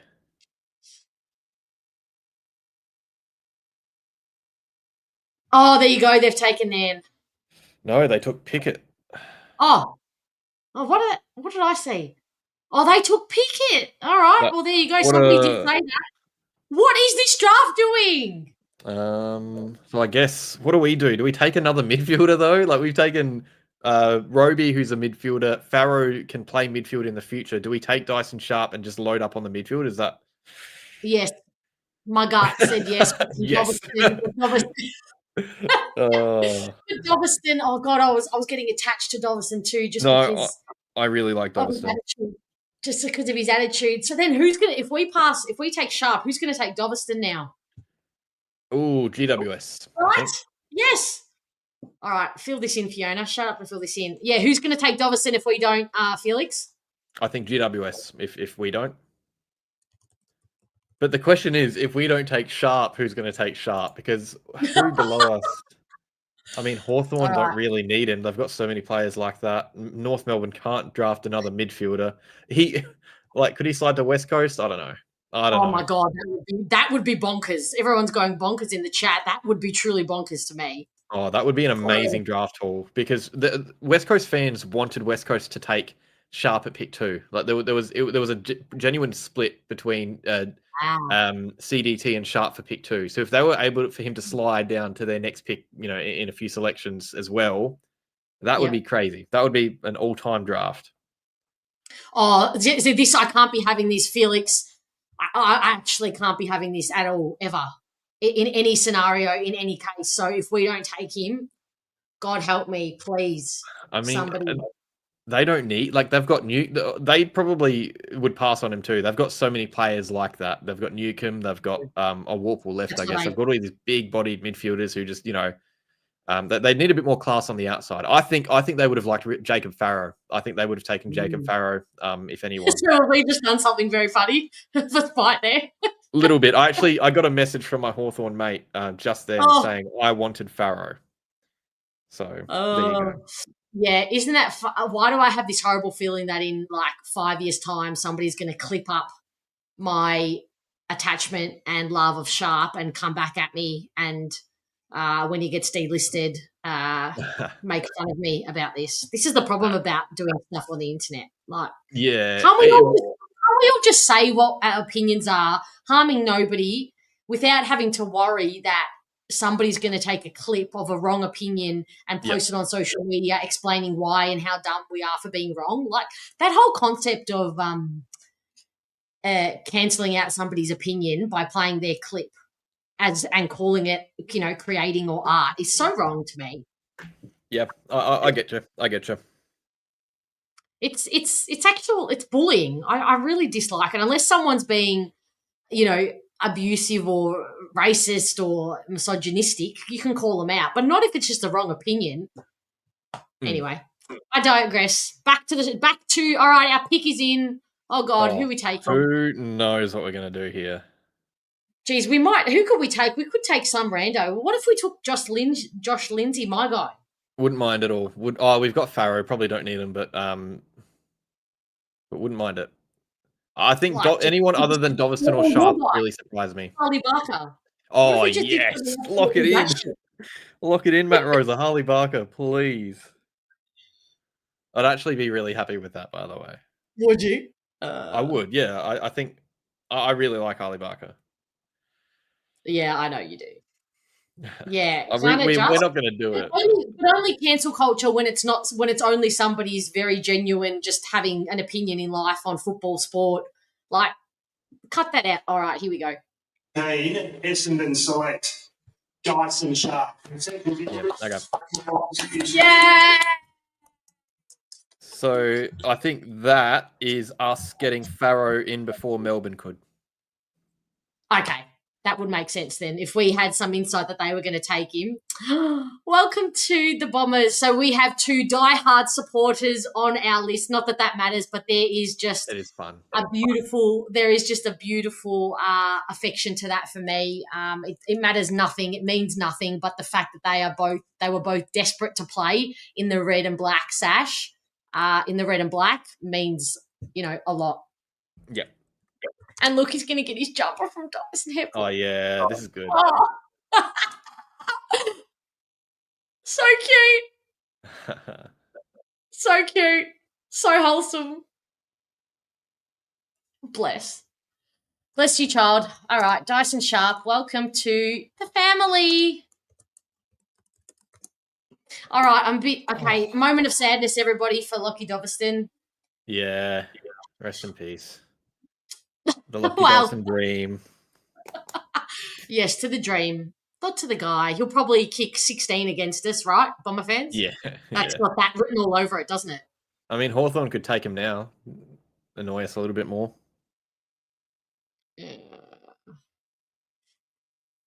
Yeah. I think it's a great haul too, Darren. I really do. Absolutely, Mr. M. Well done, Rosa. Well done. This is really good. like I think what I had. What was it? Taylor, Sharp, Doveston. We've kind of just like gone up the order a bit, getting Roby, Sharp, and Farrow, which is a bit out of left field. But he was someone I was thinking about with that pick anyway, and it makes a lot of sense. Speechless, really. What a year you've had, though. So, South Australian captain, undefeated in the championships, Lark medal for best throughout the carnival. It's been pretty huge. Yeah, no, it's been a great year. Been really fortunate to have a great support network behind me. Great, coaching staff. And to, I guess, stay healthy all year as well has been really fortunate. Just playing consistent football was the main goal. And, glad that my name's finally been called out. When you're playing senior footy in the SANFL, it just prepares you for AFL because you're playing against men and the speed's fast. How did you find that level? Yeah, I had that my game a little bit. Bigger bodies, faster paced football, as you said. Paul Thomas, the head coach, was amazing for me. And, adapting my game in that half forward role. And then, got some more midfield minutes towards the end of the year. So, it's been really, really great and, really fortunate for that opportunity. You mentioned midfield. You model your game a little bit on Paddy Cripps. Seeing a little bit of that vision? Yeah, Paddy Cripps was another one of my idols growing up. Loved, watching him play and wanted to model my game around him as much as I could. So, hopefully you can line up against him, sometime soon. Well, it's a dream to get drafted, but it's also a double whammy in a way, isn't it? You go to Essendon as well, so you're getting it all on one night. Well done. No, thank you. Yeah, it's heaps good. Heaps good. Heaps good. Heaps good. It is heaps good. Dyson, sorry to cut you off, Felix. I just No, I appreciate it. I wouldn't have heard otherwise. Would this have been the case if Farrow is a better kick than Taylor? Then it makes sense. He's definitely a better kick than Taylor. I think the one downside with Taylor is probably his ball use a little bit. He isn't like a great kick of the footy. But I think as a general draft prospect, it depends what you like. I mean, you can argue either of them. I think the upside with Taylor is much higher personally, but I think the draft tool we've got is better than what I had, where Taylor was the centerpiece of it. This one, Sullivan Roby being the centerpiece, getting a good ball user, and then getting that bankable player in Dyson Sharp is that's good. It's good. It's good. Yeah, you got your Mr. Consistency, bankable, honest culture. We've got an enigma. We've got a bombshell enigma guy, and then we've got someone who you can really rely on in Jacob Farrow. Jacob, you nailed this. Real Heppel vibes. Absolutely. Bomber Boy always coming in with the controversials. Would have preferred Doveston. Okay, interesting. Very interesting. So, all right, what does this mean for us? Now we just got to wait. For our Yeah. So it's currently picked 37. Okay. So we'll need a bid in the 30s, ideally. Anywhere before that, and I'm not sure if we match a bid. So we need. Sorry, say that again. We need him to not be bid on before 30. Yeah, pretty much. Andy's asking you. Yeah. I just feel like he's going to kick 12 against us. That's all. And I would just prefer it not in a gold and brown jumper. Thank you very much. Yeah, and this is the thing. Like when you're arguing different positions, regret not taking Doveston or Taylor. It really just depends on like what the club thinks we need at the time. Because you could argue we need midfielders, defenders, forwards. Like it really it's just a positional preference, and I guess we're going pretty midfield heavy in this year's draft. Yeah, and it's a glaring hole. It's a gap. So we need to really, for once, hone in on our deficiencies and not worry about the kid with the best kicks or the kid with the the great the attitudes. What do we need? What are our biggest deficiencies? Which kids are going to help us fill those? Yep. I think we've nailed it so far. You're very welcome, Lorraine. Well, it's okay, also question. Oh, yep, go. No, you you go. I was going to say it's culture as well. Bringing in like a good blend of different people from different places, all different states. But all good leaders in some way. Farrow, I think, led his Colts team, I believe. Sharp's leadership is, obviously unquestioned. Yeah. And I think the Giants putting a bid on here is on Harry Kyle from Sydney, I reckon. Oh. Wait, what happened to Hawthorn? Weren't they next? What happened to Hawthorn? Good question. Wait, what did happen to Hawthorn? They traded with GWS. So why?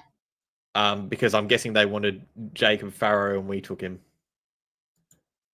So they've moved down the order. They've probably got something decent a bit later as well. Oh, I see. Oh, this is just another tick. Do we just get another tick for the Hawthorn Essendon rivalry? Wow. All right. So is that bid officially in? Is Harry Kyle with the 2 first names pick 14? He is, the 2 first names, and that moves our pick down a little bit more at 36. So that's good. Okay. All right. So my question for you was, out of the 3 that are Essendon bound and part of the Essendon family now, which of them plays first seniors footy? Dyson Sharp, I think. Yeah, I think Dyson Sharp's the most ready-made. It really depends on what each position has with injuries and everything. I think in order of who I think it would be Dyson Sharp, Jacob Farrow, Sullivan, Roby.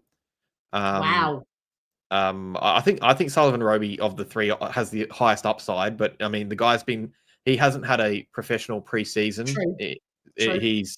And that's so exciting to me. Like the fact that he was dominating games the way he was, having been, in that team, in that system for like weeks, that's really exciting. Because think about how much better he could be if you really harness it and put him in a system, an AFL gym, AFL facilities. Yep. Obviously, the hanger's cursed, so he'll probably do his ACL. But before that, it'd be looking good at training. Did you just say that? I had my fingers crossed. Don't worry, I had my fingers crossed. Okay, great. Right. No, it is split over 2 nights, Jay. So we have the first round tonight. So probably a max 30 players will be taken tonight. Who they're taking? Sorry. Can't see. The kid is buried. Oscar Taylor. I like it. Oscar Taylor. So obviously not there tonight. No. Interesting who they foresee that is going to. Who they foresee is going to be taken in the first round and who they actually invite?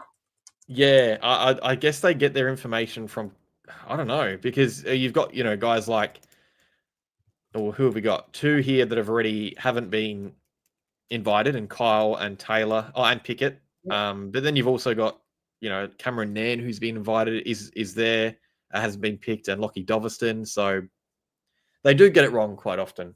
Just invite them all, really. Why not? I know. Could they not find like a big enough venue? What's the big deal? Yeah, surely. What annoys me about the AFL is that they just don't put much time or money or into the draft. Like the coverage throughout the year for championships for the carnival was horrific. It was probably the worst it's been in a long time. That's disappointing. Yeah, it is. So Jacob asks, who do we take if we can't match Swade? What pick do we have? Would we take someone like him? Yeah, it is a good question. It's a night 2 question. It depends what's available, but thered probably be some sliders. Like, given some of these players going early, there's going to be some players in the 30s. I think Cal on his mock draft up to 30 didn't have players like Hibbins Hargraves taken, or Philippou, or no, he had Barker taken, I think, unfortunately. Greaves was Greaves the one that didn't make it. That Greaves to me. Yeah. So, I reckon that's who Hawthorn have. They know that Greaves is going to be there. I reckon they've dropped down and are okay to drop down. No, I think you're spot on. Yeah, because he was just out of their academy. Yeah, that's why. And I reckon he was keen to get there too, just quietly. Yeah. Yeah, you'd think Moby, wouldn't you? Setters is now Gonski. Yeah, that probably yes. Most definitely. Most definitely. Yeah, closes the door on him. Yeah. Yeah, I think so, Darren. Yeah. Oh, what do you think? What's your gut say, Felix? Been lots of bids so far. What's that, sorry? This question here: do you think Swade will be bid on today? I mean, I don't know. I think if he is, it's because a club wants him, not because they want to make us pay. So I think Fremantle is probably the only one I'm looking. But then again, like I wouldn't have thought, all these guys this early on would be taken when they are. So you never know.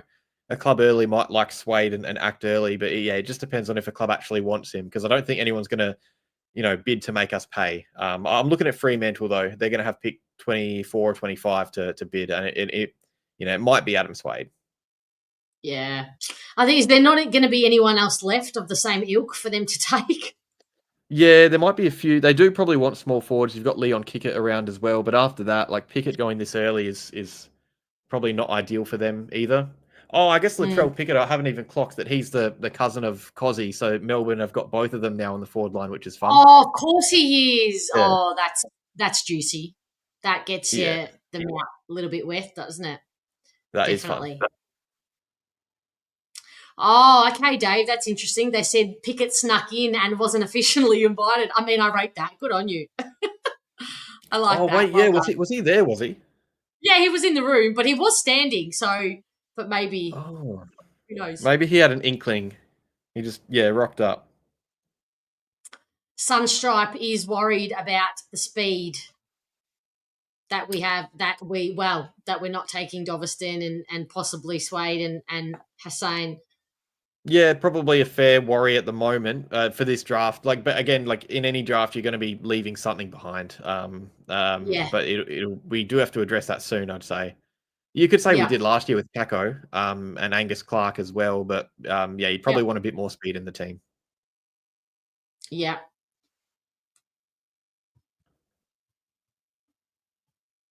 Who's this going to be? Who's the Kangas taken? Isn't it crazy to you? Is it crazy to anybody else that the first pick the Kangaroos have is pick 16? Yeah, and they finished so low on the ladder. That doesn't feel right. When's the last time that happened? Oh, yeah, that's true. They have taken a host, and it hasn't really helped them that much, has it? But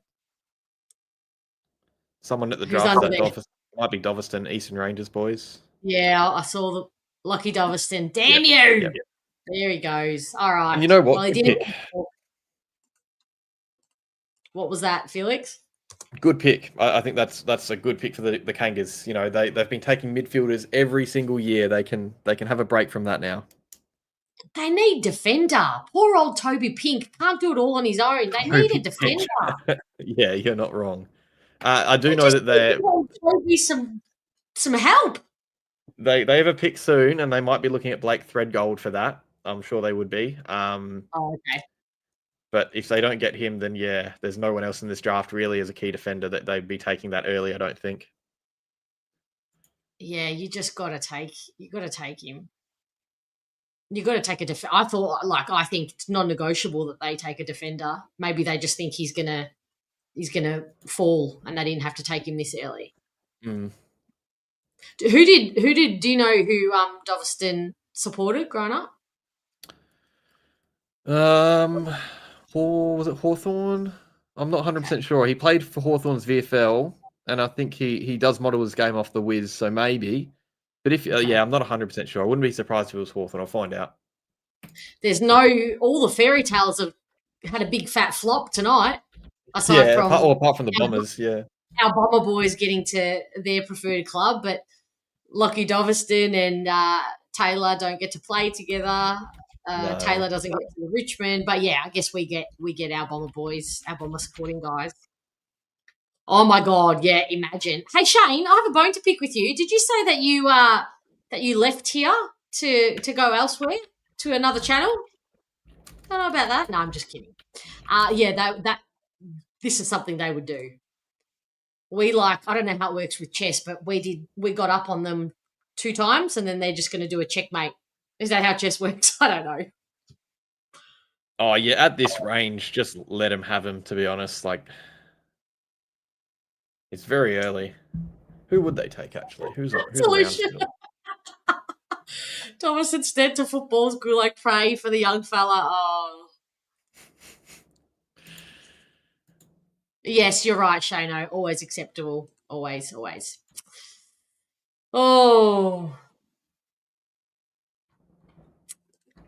That's okay, Jesse. What happened to pick 5 and 6? Well, 5 and 6 became... What did they become? 9 and 10, purely because of the bids for the academy kids who came above them. So we just got shuffled down a bit more, but doesn't mean we got the 9th, 10th best kid in the draft technically, because we already knew those academy kids were going to those destinations. So in their ratings, when clubs do their ratings, those academy kids wouldn't have been on the board anyway. So well, they would have been on one board, but the second board wouldn't have. So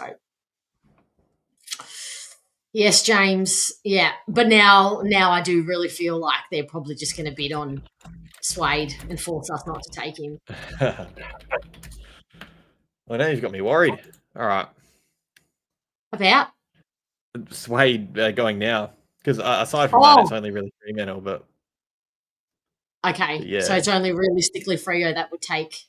Like, Ooh. I think so. Like, I'm looking at North have already taken a small forward. They wouldn't take another one. Yeah, surely not. Yeah. But imagine. Although it would only be out of spite, surely. Then they don't need him, do they? Hawthorn have just traded their pick away. Yeah, they just know that Greaves, they want Greaves. He wants to go to them, and they just know that he's going to slide. Yeah. I cannot keep up with what they're doing, to be honest. They're trading left, right, and centre. So can we go back on what they did? They traded up originally, didn't they? Well, so they and then traded twice down. So yeah, they've had so many first round picks. So pick 9 was their original pick, but it wasn't theirs. It was linked to Carlton from last year's trade period.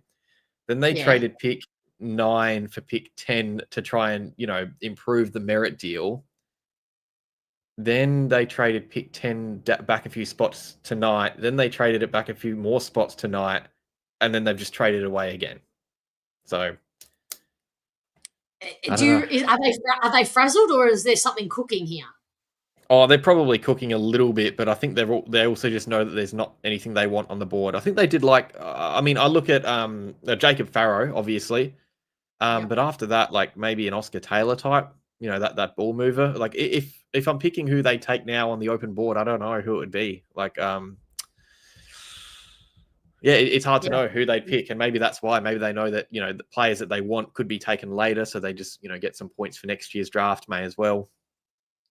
Oh yeah, that'll really break my heart. Even though I know we can't get him because he's not going to slide that far. Yeah, it might be Lindsay. Actually, I forgot about him. Yeah. He's quickly turned into like a forgotten player in this year's draft. I've still got him up really high in my personal views. Like I think he's great, but he is just sliding down. I mean, he was one I had. He's one, I still have in top 10, at least top 12, and at a minimum top 12 contention for me. I think, and you know what? If people are going to cut my bad opinions, you cut this opinion. He is going to be a star, and we are going to be looking at him and calling him and comparing him to some of the great backs. I'm adamant on that. Yeah, I agree. Okay, so you think they have no idea what they're doing. Some people think they're cooking something up. I personally think that they just know Greaves is going to fall, and they just don't want to waste. They're just not going to waste a high pick. All right, who has this pick now? West Coast have just bidded on a Gold Coast. Is that Jai Murray? Yes, that's good. Jai Murray, yeah. Thank you. West Coast are so generous. We love you, West Coast. How many have they bid on? They've bid on like every player. They've bid on 4. This is their 4th bid. And I love it because they traded up. This is Hawthorn's pick. They traded up to this pick to bid, and now they're going to select someone else. So that's hilarious. I love it. Now, hold on. They have done God's work tonight. Geez, maybe they're not just owed one beer, everybody. Maybe like a slab or a slab. Yes. Yeah, I'm just gonna think. So pick 35. Yeah. Is where our selection is now, which is okay. Oh, now I need to do maths. I hate maths. I'm so bad at math. There's a calculator on there. Do your maths.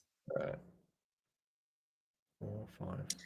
Yeah, me too, Andy. I've got a little spread. We'll talk a bit about him after this is over. I've got a little sheet up here so we learn a bit more about him, because in fairness, the spotlight has really been on the obvious, top 10 that we see there, and Cumming and Taylor, obviously Dyson and Dyson Sharp and Sully Roby. So Jacob Farrow kind of was one of the lesser names to be discussed for us anyway. Probably not for most, but yeah, this is nuts. And I love that. I so love that this is nuts and there's been some twists and turns, because it's kind of boring.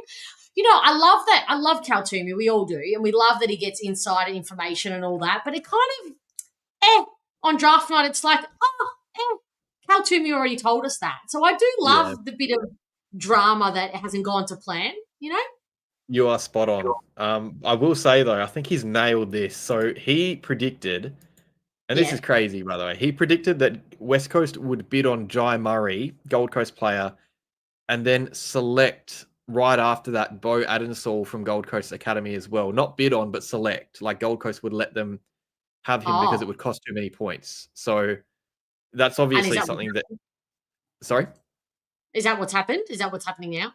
Yeah, well, there's another bid. I assume so. And it was this range of the draft where he said it would happen. So, and that means that West Coast would have bidded on the player that they don't want as much first to make Gold Coast play, and then taken the player that they want. Which is smart. Very cheeky. Oh my God. Okay, so has pick 17 already been? Oh, Fiona, So who went 17, sorry?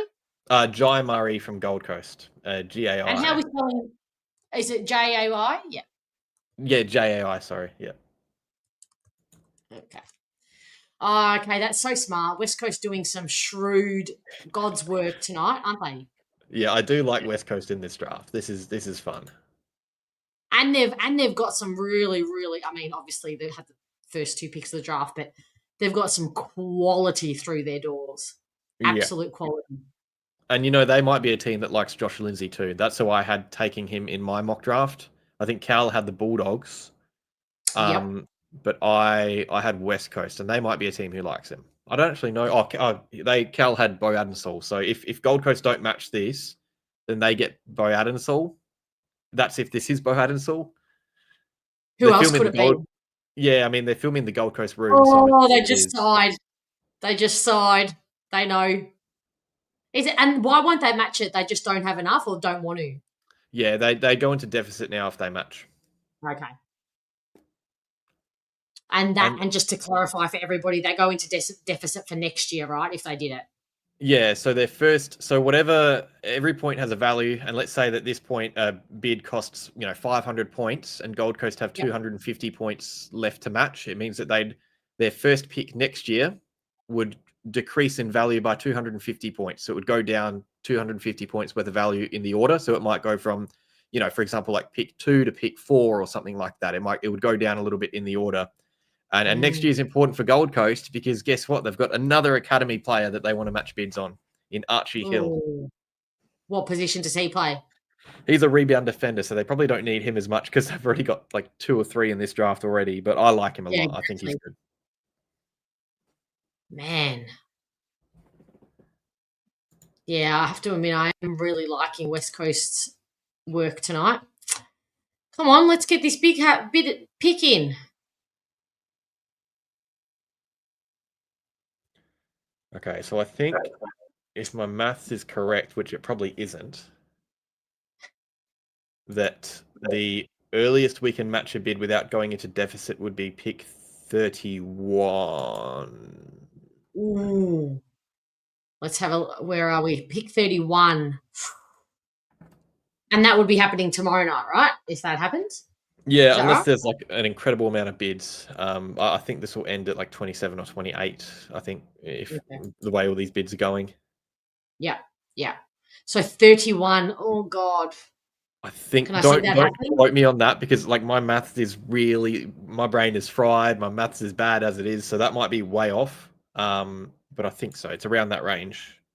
I mean, I put my house on you. Yeah. Definitely.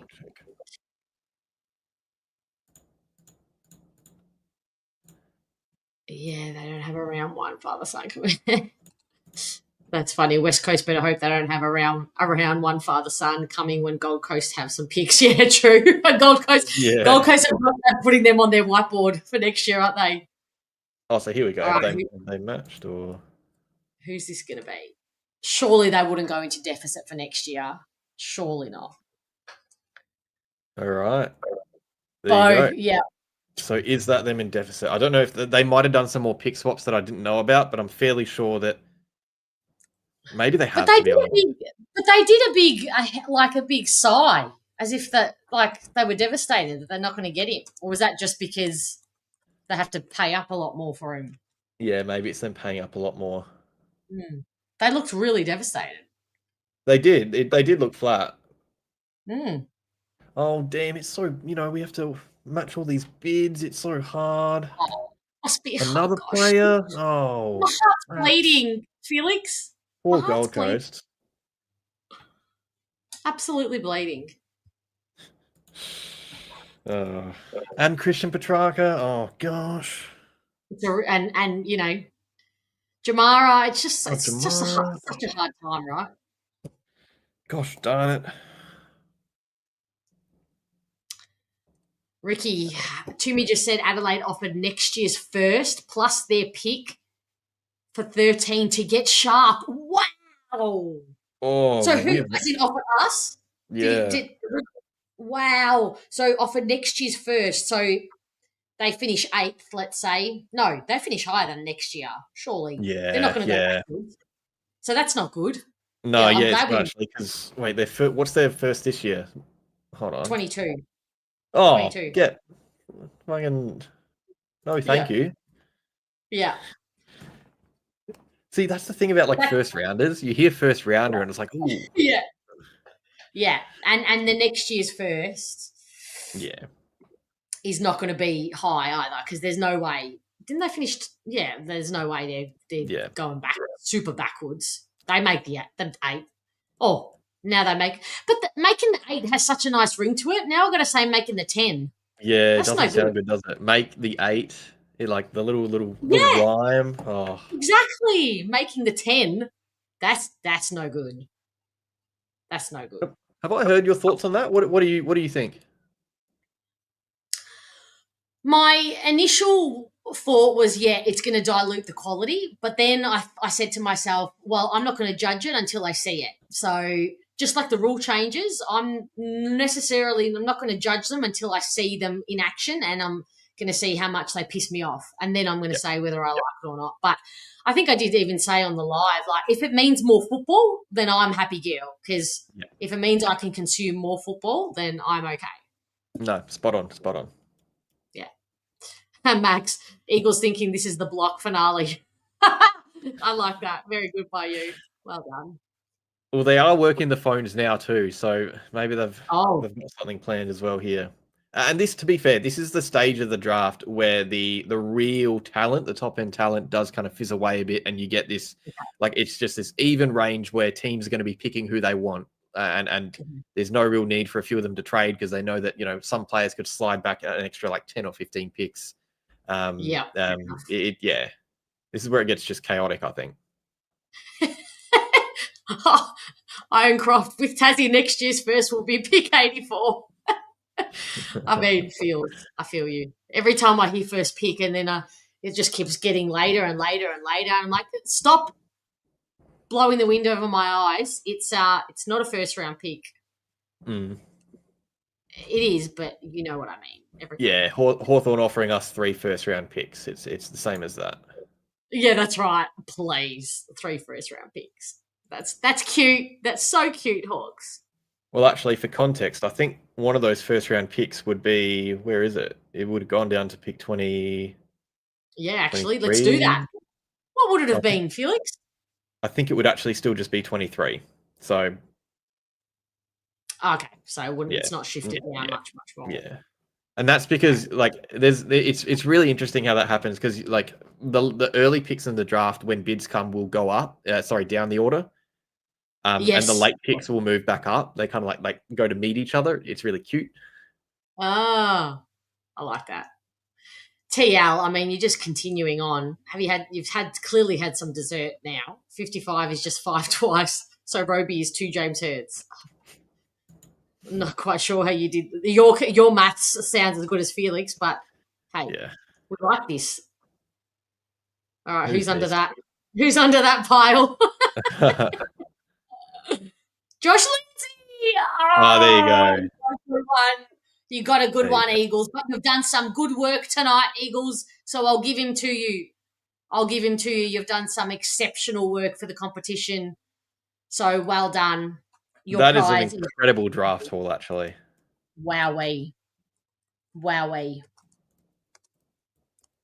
Well done, West Coast. Oh, Josh Lindsay. Hope he has a good career, just not against Essendon. Really like him. Really think he's going to be something special. Yeah, that's what happens. Sorry, Felix, go. No, you go. Sorry, you started. I was just going to say, interesting that he didn't get an invite to the night. Yeah, and I mean, Cameron Nairn still hasn't been taken, and he's there currently, and that would really suck, you know. Who's going to take him? Who's still on the clock? Who's the team that needs Cameron Nairn? Hawthorn, honestly. They've got 2 picks coming up. I reckon one of them could be Cameron Nairn. Yeah, well, this could be him. Now they're on the clock, so yeah. Just look how classy this guy is, you know, like. Yes. Oh, just when I was watching the vision and collecting the vision of him for my video, I was just like, it just felt so symmetrical to what we need and what we lack in our team, and having Josh Lindsay and Archie Roberts delivering out of halfback and out of 50, you know, not backwards, not sideways, but with the intent to go forward, and the clever little inbound and outbound kick that Josh Lindsay has the ability to do. Just that's cute. And you get attached to these players that you really like as well. Like these for the whole year, I've been saying Josh Lindsay is around, like, for me personally, like if I'm ranking them in my whiteboard, Josh Lindsay be in that like 5 to 7 range. I've always really liked Josh Lindsay to Essendon as an option. Yeah. Only because like he just fills a massive hole for us, and that's like glaring hole. And I love that he's like already made. He could line up in round 1, and that's the other thing I liked about him too. Yeah. Joe, that's funny. I'm certain that the AFL have stopped showing the points this year to hide the shitfuckery around how Gold Coast are able to match all these bids. I mean, mic drop that too. That's hilarious. They have like, that would be really handy, because that's how I was trying to figure out my maths before.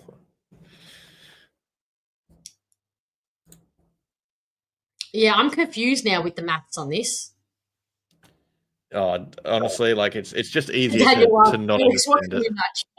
Can somebody else do the maths so then we don't lose 5 minutes? My brain is too fried. You know what? I'm going to give it another go. All right, give it another go. Yeah, that's what I thought, Plugger. I thought they'll bid on him with their next pick. So they're on the clock again now. No, they might take. Who are they going to take with this? I'm just glad that West Coast took Josh Lindsay so that Hawthorn can't. Oh, good shout. I didn't even think of that. That is, yes, you're right.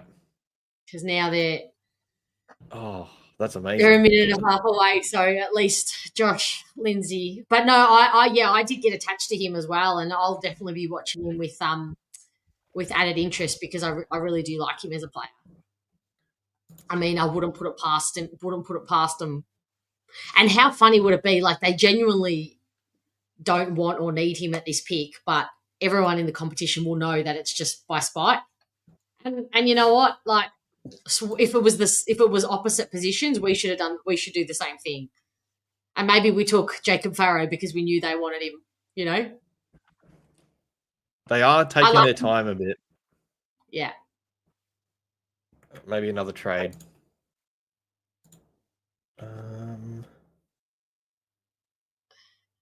Yeah, they have, everyone. Yeah. You had some candy canes for dessert. Have you got yourself some candy canes in November, TL? I like that for you. Love that for you. How many people have put up their Christmas tree? Or should I say, how many people's wives, girlfriends, partners have put up their Christmas trees? Because I am conscious that it's a predominantly male chat. Nothing Christmassy from my end yet, but come December, we'll be doing some Christmas content, everyone. We're going to get in the spirit. Essendon theme, of course. Gold Coast synonymous with plastic surgery, cocaine, and unlimited points.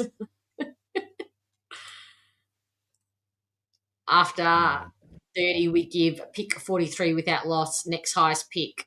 Oh, here we go. Who's Hawthorn taking, everyone? Oh, they're taking someone, actually. They have. There we go. Okay.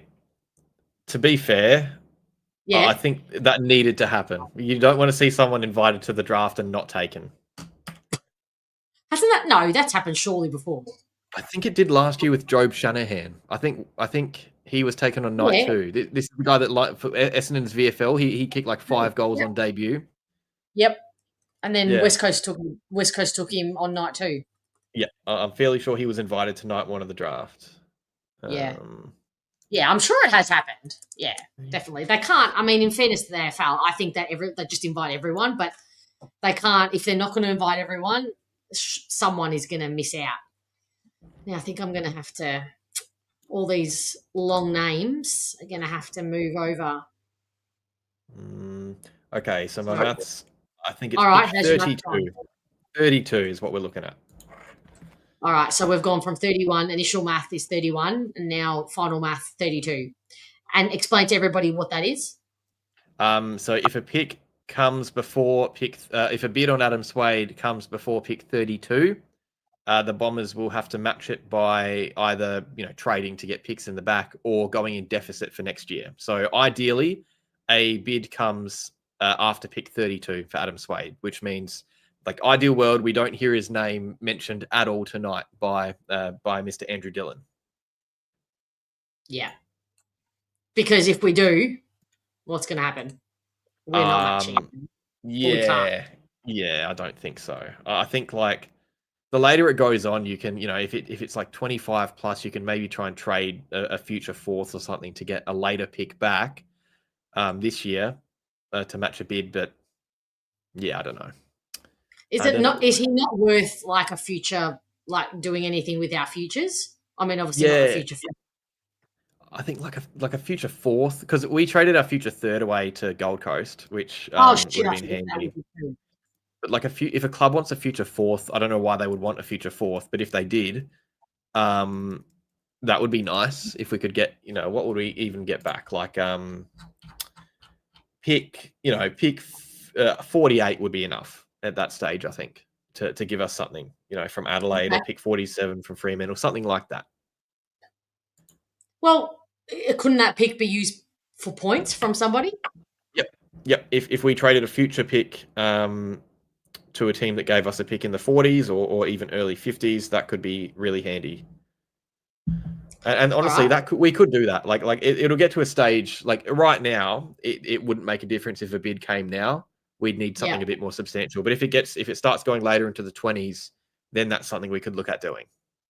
Yeah, I agree. I think that they're thinking that, I don't know, all along I've just thought in my head there's no way we don't take Swade and Alechka just this whole time. So I don't know. I think they'd be doing something cooking something. They were just too. I don't know, they were going too hard on the consensus that, the boys understand that if the bid comes and we can't take them. I think they were just going too hard with that correspondence that I just saw a bit through that.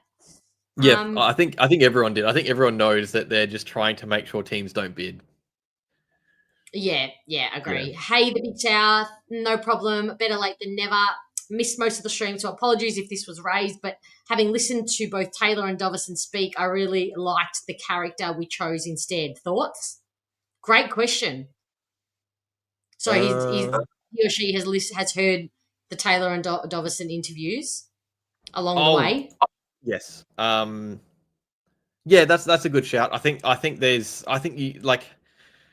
Taylor and Doveston are good characters for different reasons. I think Taylor's an excellent leader as well. Everyone who's seen him play live talks about how commanding he is in the back line, like, giving instructions to his teammates and everything. And Doveston's just a little shit, and you kind of need those little, like, those small forwards like that.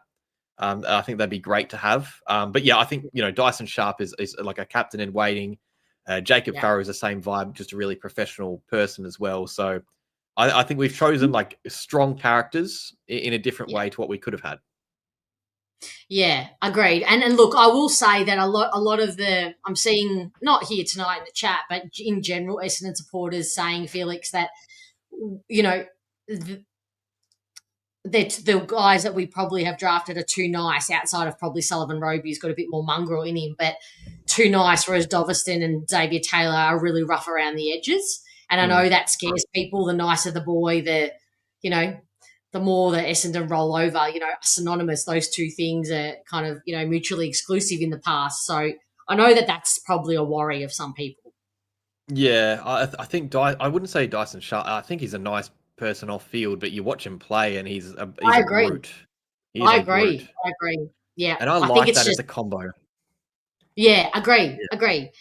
Depressed Essendon fan, you only found us now. Where have you been? But better late than never. Welcome to the party. By the way, guys, there's been over 400 of you here tonight. Please, if you haven't hit the subscribe button and like button, please do that. And also, of course, head over if you have. I mean, I'm sure you already have subscribed and liked Felix's channel, but if you haven't done that, also go do that. I know.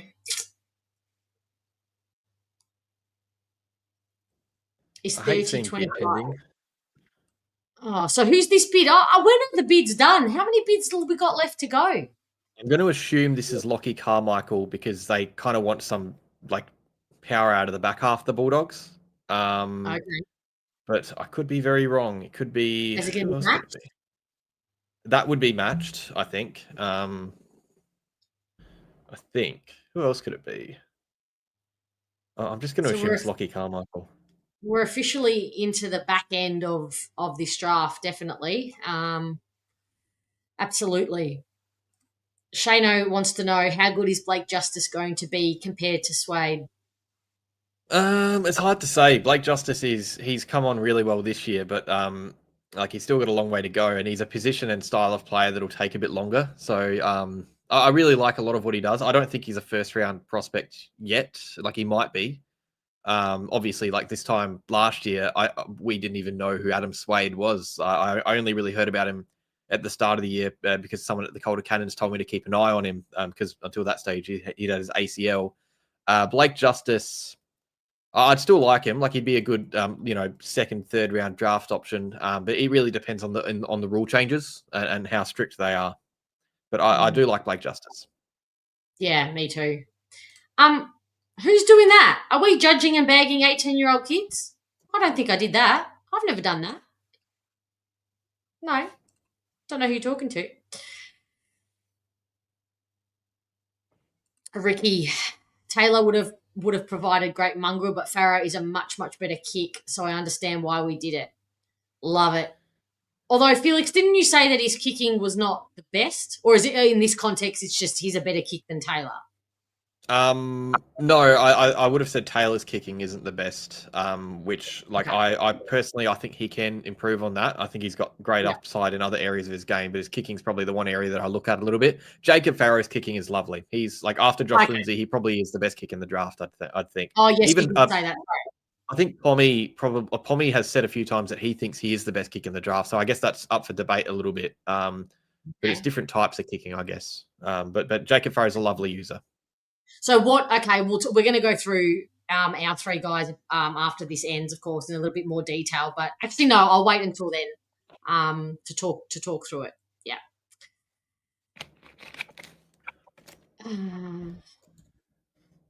Oh yeah, so it's Sydney. So I'm guessing it is Lockie Carmichael that they've bidded on. And this gets matched 100%, doesn't it? Yeah, I think so. What have they got? And that might help us. Oh yeah, okay. Push. It won't help us. Never mind. No, not ours. Thank goodness. Sydney's Arden girl. So we're good. All right, Richard's come in and done the maths for us. Well done, Richard. And he said that that's what he's worked out too. Good on you. Good work, Richard. For Swade. Yeah. And I think now there is no chance that our picks go any further or higher up the order without us trading. So we're at the stage now where a bid will just... I think that it could... the Dogs took him. They didn't match? I think that's just what's popped up on my AFL screen. Has that happened on the broadcast? It says pick 21, pick is in. Oh, well, here it's got he's at the Bulldogs apparently.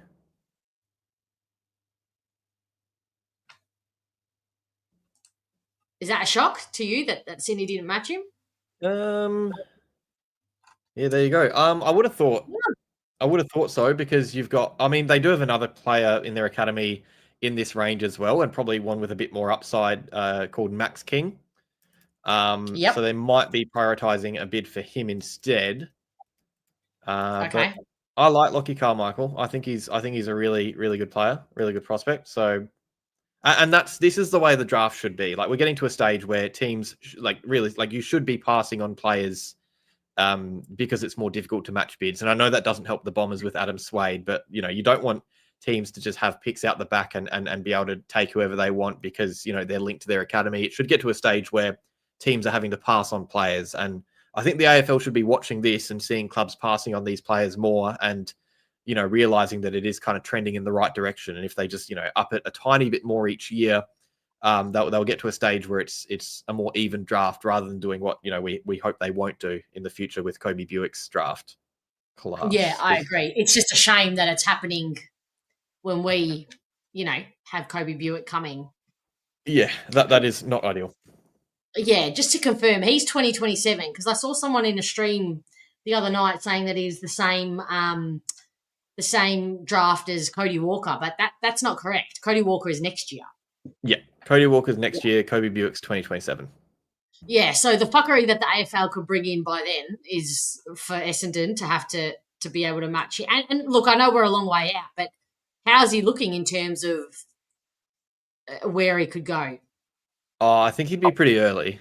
It's like the guy's 16, so you never really 100% know. But if we're judging that draft class now, yeah, he'd be like right up there. I think he's pretty good, Kobe Buick.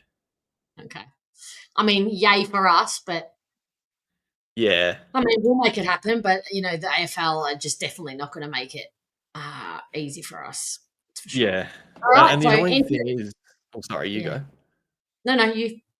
Oh, I was just going to say the annoying thing is that we've got other players that year as well in the draft. It's not just Kobe Buick. It's Tavita Roden and Mustafa Darwish, who both look pretty good as well. Of course we do, yes. I was just about to say, enter the chat, Adelaide. So Adelaide enters the chat. Oh, you know what? Is this Harley Barker? Or it might be Mitch Marsh, actually. He hasn't been taken yet.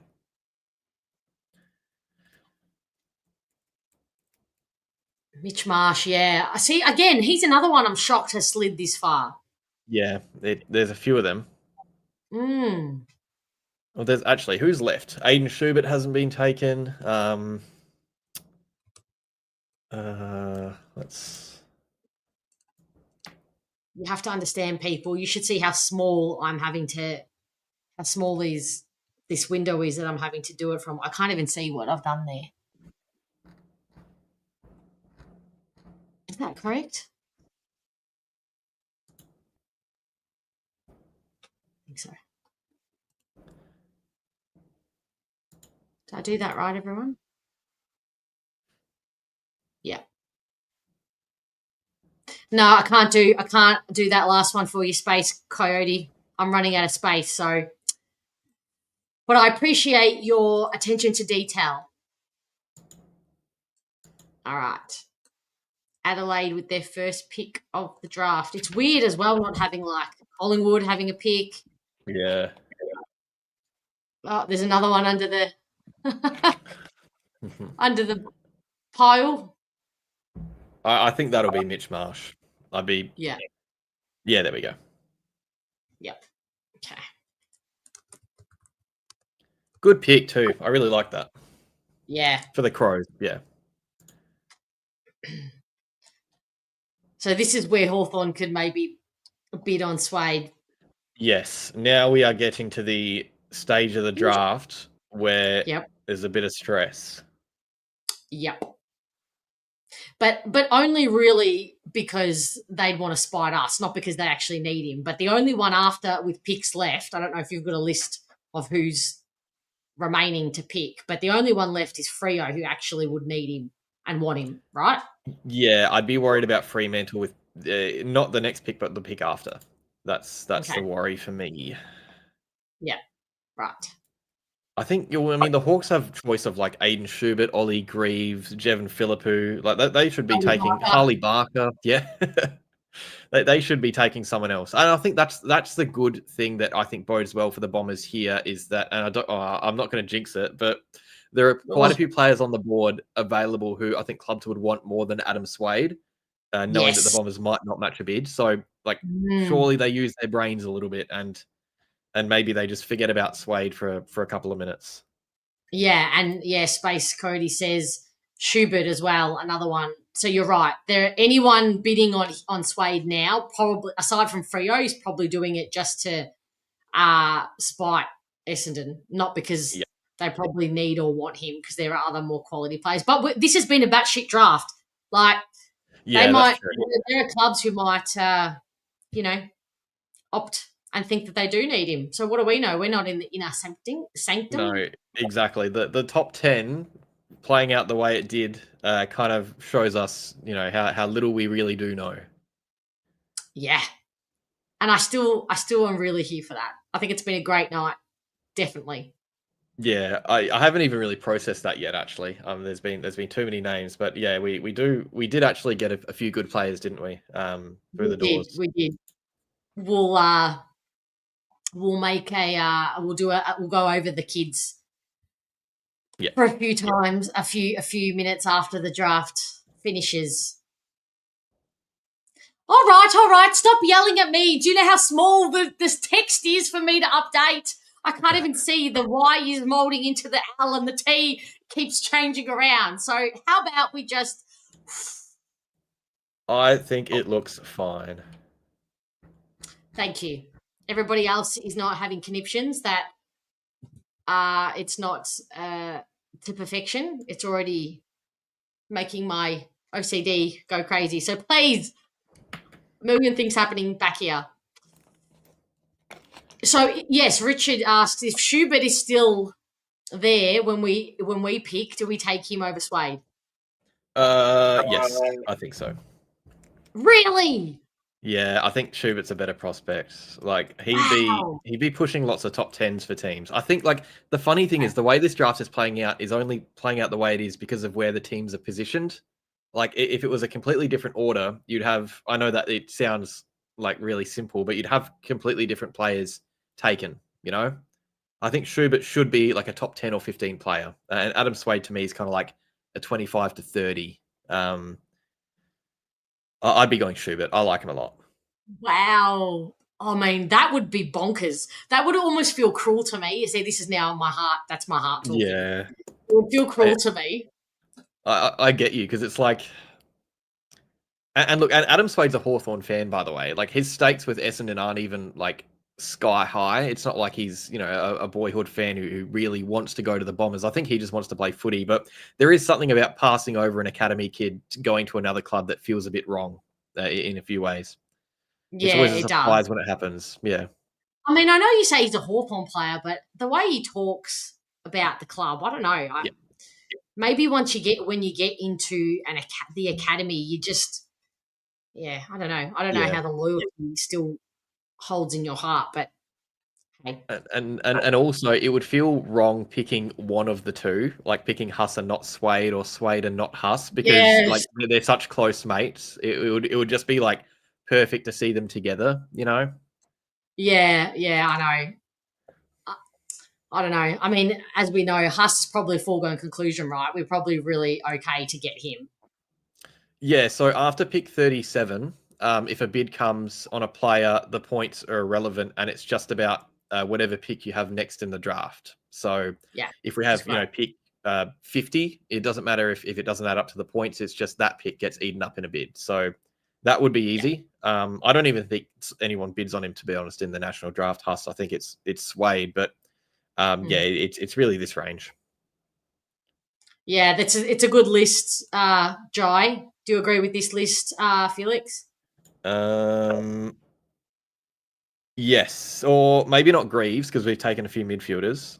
But like in general, yes. Like as draft prospects, I keep forgetting about Hibbins Hargraves. He's someone that I wouldn't mind. Oh, there you go, Aiden Schubert to Hawthorn. Oh, okay, so scrap that. We just spoke about taking him over Swade. It's not even going to be an issue, and they didn't bid on Swade, so there you go. Yep. Oh, goodness me. This has just been a fascinating draft. I mean, I'm hooked.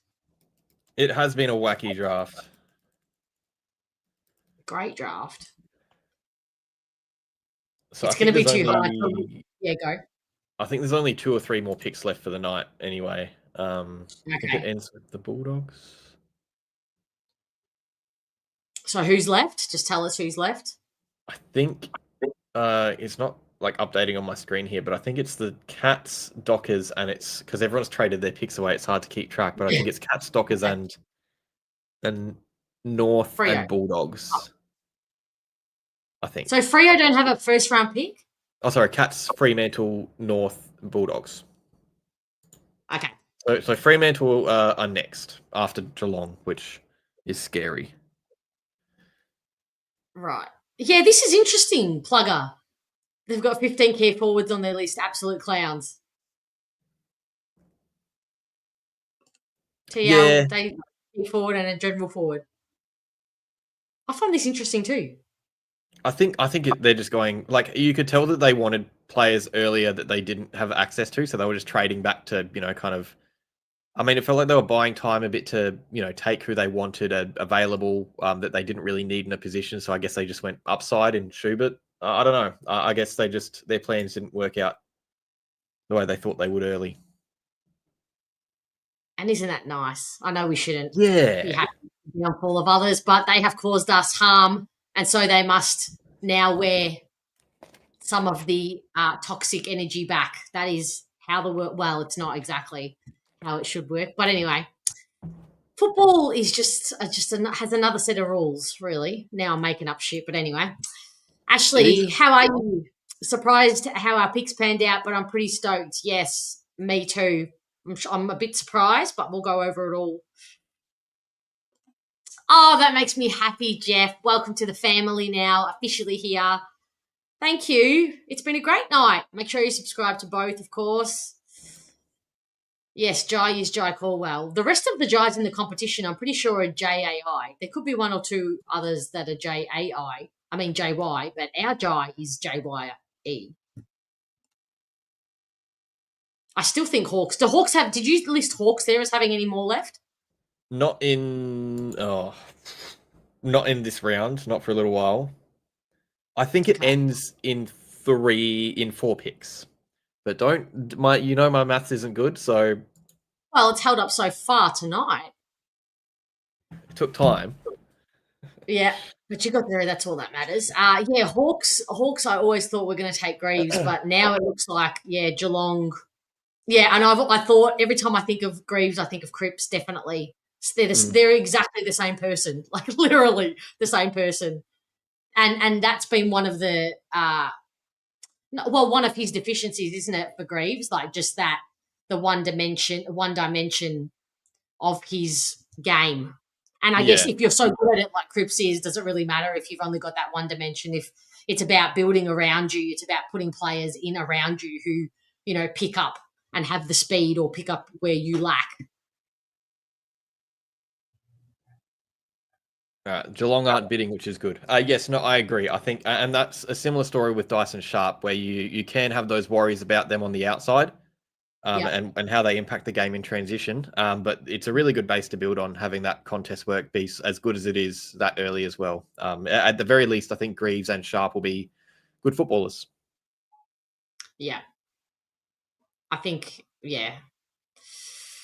Yeah, we've only got... Are there any other potential players that could be bid on in this next, beside the next 4 that potentially are going to be picks, aside from Suede? Yes, Outside of Suede?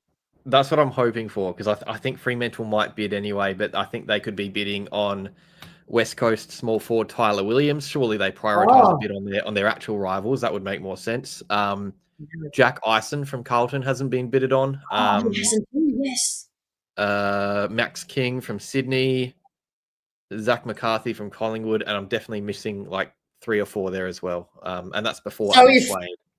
So if Freo comes up with where they're bidding on someone, we're all going to freak out that it's Suede, but we're going to be hard in mouth waiting, yes, aren't we? Definitely. Yeah. 100%. Oh, Harvey Barker, there goes your boy. Oh, you know what? That's Harry. I think that's good. I think him and Ollie Dempsey on opposite wings is going to be fun. And you know what? Like, when you have players that you really like in a draft year and like go all out like praising them, you want them to end up being good players or you'll look silly. And there's no system that's going to do that like Geelong. So I'm happy with that. Yeah. You actually sold me on him, I have to admit. Oh, I think he's great. Yeah, I agree with you. I still think that this is late for him. I thought he would have gone definitely higher. Yeah, I think he's like you can rank players as, you know, against each other and everything, and in like, but it's really needs and what position you want. And this guy is like by far the best winger in this draft and just in recent drafts as well. Like it's so rare to see someone this good at a specific role like the wing, which is so hard to learn and I guess like accumulate yourself to. I love Harley Barker. I think he's going to be great. Yeah, they're so smart, Geelong. They really are. They see how Ollie Dempsey has come on and you know what he adds to that team and the importance of for me, Ollie Dempsey's one of in the top 4, if not top 3 best wingers in the comp. So yeah, they could have easily taken Greaves with that pick, but and as Moby says, Geelong Greaves is Geelong royalty. His great uncle was the first Brownlow medalist from Geelong. Nice little bit of history facts from you, Moby. Thank you for bringing that to the chat tonight. And like when Geelong pick a player in the draft that you talk about or you know highlight, it shows that, you know, because they do nail their drafts, Geelong. So I'm happy with that pick because I think it. And look at him there with his family. My boy. Oh, there goes your boy. He's gonna have a very happy life, isn't he? Geelong. Yeah, he is set. He's gonna get his own farm. He's gonna get some nice cotton on, you know, sponsorship. He's just gonna have a happy future winning. Yeah. That's what I'm saying. Forget the farm, but it's the winning. He's the happiest of all of them right now. Geelong and maybe the Sydney. Has Sydney taken a pick? Did they match? Yeah, they took Harry Cole. Happy. You just know you're not. Once he's finished his winning, he can just request a trade to Essendon if he wants. It's as simple as that. That's right. Just to put a nice, close of the fairy tale chapter on for Felix, right? Yes, exactly. Yeah. All right. Well, this is the pick now. This is the one. Fremantle. Spot on, thank you. No, I think Mars. I think they got it coming out of the wazoo. I mean, Tom Hawkins is now moving back to Melbourne, so that frees up some farmage down his way. Nah, this is how it happens. The turnover just one in, one out. The farms just get handed over. Possibly, yeah. Thread gold. Could it be? Fremantle. Yes. Yeah. Thread gold would be a good shout. Like Adam Swade would be a decent shout is the thing as well. They need that kind of player, I think. Or they'd be looking at him. Don't. Yeah, I know. Or maybe if we just expect the worst, it won't happen, you know? Possibly. How are you, Brett? Love having you here, champion. Oh, gosh. Have they put a bid in? yet or not? No, 'Cause it's on still Harley screen. Barker's beautiful face on screen. Oh, good, yeah, because it's Harley Barker's beautiful, luscious, beautiful blonde curls are on my screen still. Yeah, saving us Has the from the inevitable doom. Has the system crashed or something? Are they bidding people? Has anybody got any info? Not yet. Yeah, they can bid on your guy, please, Satush. Well, at least Carlton are prepared. Yeah, true. Okay, people saying they got a bid on. There's a bid, right? Right. Yeah, the time is gone, right? So yeah. No bid. Oh, you can't. No time. Sorry. It's just off the screen. Oh yeah, there we go. All right. It could be Tyler Williams. Surely they'd screw around West Coast before they screw us around. Yeah, of course. That just makes sense, doesn't it? Geez, they look relaxed. Goodness me, they look relaxed there at the Fremantle table. All right. Someone check what's in those water bottles. All right, well, if Atush, that case, then you take one for the team. Your brothers in the red and black and sisters, I should say. Take one for the team. It's got to be, yeah. I mean, you'd think they bid on Ison or Williams before they bid on Swade, because there's a chance that we potentially pass on bidding on matching it. So then they get stuck with it. So unless they want him. True. Yeah. Oh. Look, I wouldn't mind a candy cane, TL, if you're offering. But not as dessert, as because I find like I only like mint as like a refresher, like a chewing gum. Like that's a refresher, not as a dessert. I don't like mint ice cream, mint chocolate. What about you, Felix? Do you like a bit of mint in your dessert? I did have a bit of mint chocolate today, but I'm usually not a fan. You know what I am? And this is a controversial one. Thoughts on choc orange? Because I've been told lately I'm a bit of a psycho for enjoying a bit of choc orange. You love a bit of Jaffa. I do. Wow, I have to admit, it is probably my least popular flavour on my cake list. So does that tell you anything? No, that's the common consensus so far. I think I'm the outlier. Yeah, definitely. Yeah, chocolate orange. No, that's definitely not for me personally, but I wouldn't, like, if it was the last thing on a deserted island, I'd definitely eat it for sure. Oh, there you got 3 stumps is coming for you, Felix, as support. There you go. Oh yes, the first one. You and me. Oh my God, shaky snake too. Oh my God, you get Let's go, guys. Joe.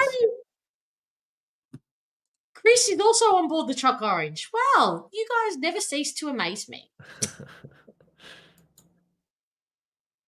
Yeah, I would love to see who the bid is on. Oh, pick 25. Oh wait, sorry, So we're at pick 25. Oh, God. Swade gone. Holy heck. There you go. Wow. No.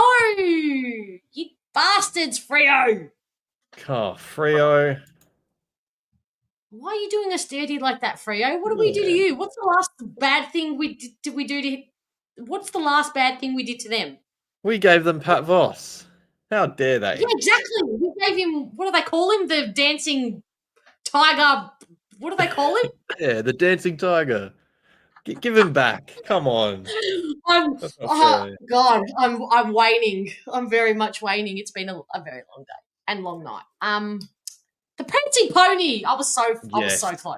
I wasn't close. Oh. Okay. All right. All right, everybody, detach. 1, 2, 3. Detach your hearts from Swade. Well, now we're looking at pick 36. All right, so the question becomes, everyone's going to ask who we take, please. Good question. If we want to go like for like, maybe a Leon Kickett. That could be fun. I think there'll be some good, like you're looking at all these players still around, like Philippou, Hargraves. There's still some quality around. hopefully at that stage still. Hopefully now that I've said that, clubs don't start taking those players. But the draft does fizz out a bit at that range in the 30s. So we shall see. But if we're taking someone of his ilk, of his type, keep in mind that we want speed. Mm-hmm. Is Kickett up there? Yeah, I like Kickett. He's fun. There'd be who probably think he's a better prospect anyway. I personally I wouldn't. It's not like too far away. He might be taken before anyway though. Like there's another 10 selections until our next pick, so it is tough to know. So now that takes us into tomorrow night, doesn't it? Yes. Yep. Okay, well, we'll get Huss. That's for sure. Who did he barrack for? Huss goes for the Bombers. Okay, there we go. Make it a trifecta, huh? Yeah, exactly. Oh, surely we'd get someone else who goes for the Bombers at this range. Jack Ison from Carlton goes for the Bombers, actually. So if we... Push. Did you hear that? We're coming for you. No, they did us nice tonight. Although we gave them a few more points, so... We did. Yeah. How fun is it going to be watching the Prancing Pony and Adam Swade kick a combined total of 15 goals, maybe 16 against Essendon every year? The Fremantle fans online, I get... I'm going to bang my head against the table. Yeah. Oh, we've got an ad break. How that happened? Was that the last pick? Yeah, I know. Was that the last pick, everybody who's listening to it? Can you just tell us? But while this ad break is going on, let's actually, if I can get this freaking thing working tonight, let's have a look at Felix's premonitions and see how many is left on his board. Please. Oh, see, why does it keep doing this? All right. Anyway, all right, who's still left? Felix. Who's still left? Yep. Ison, Filippo. Yeah, I'll get a little list going while we look at my Max King is also left. Harley Barker. So what did Barker end up going as? Was it pick 25, pick 24? So you were so close. You had Harley. Who did I have him going to? I had him going to Hawthorn. To Hawks, yeah. Most of that's. Oh, you know what? It's not too bad. I mean, no, not too bad at all. Okay, so you got. Yeah, you know what? I'll take it. Lindsay to West Coast. You nailed that. It's that first bit where Richmond kind of stuffed me up. Grill to Richmond. I'll stand by that shout because that had gone away in the last few days, and I'm happy with that. Well done. Yeah, aside from that, Xavier Taylor and Sam Cumming there, with the two. So Xavier Taylor swaps with Cumming, and Cumming goes to Sullivan Road, who then comes to us. Indeed. All right, so Oscar Taylor, what did he end up going at? You had him at pick 16. Yeah, I think he did go to the Giants. Very close.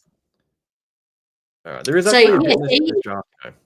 Sorry, Felix. You had Latrell Pickett going to Freo, which makes sense. Yeah. But they went with Slade.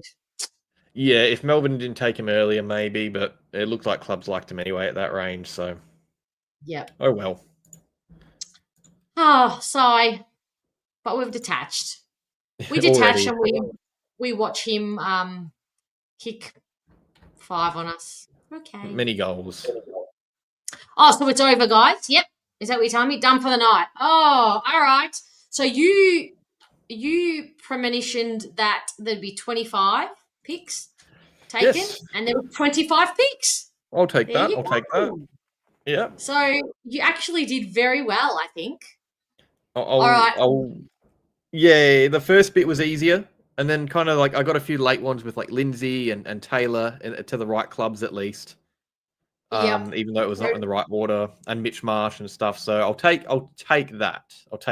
So 5 less players taken than was last year. Sorry.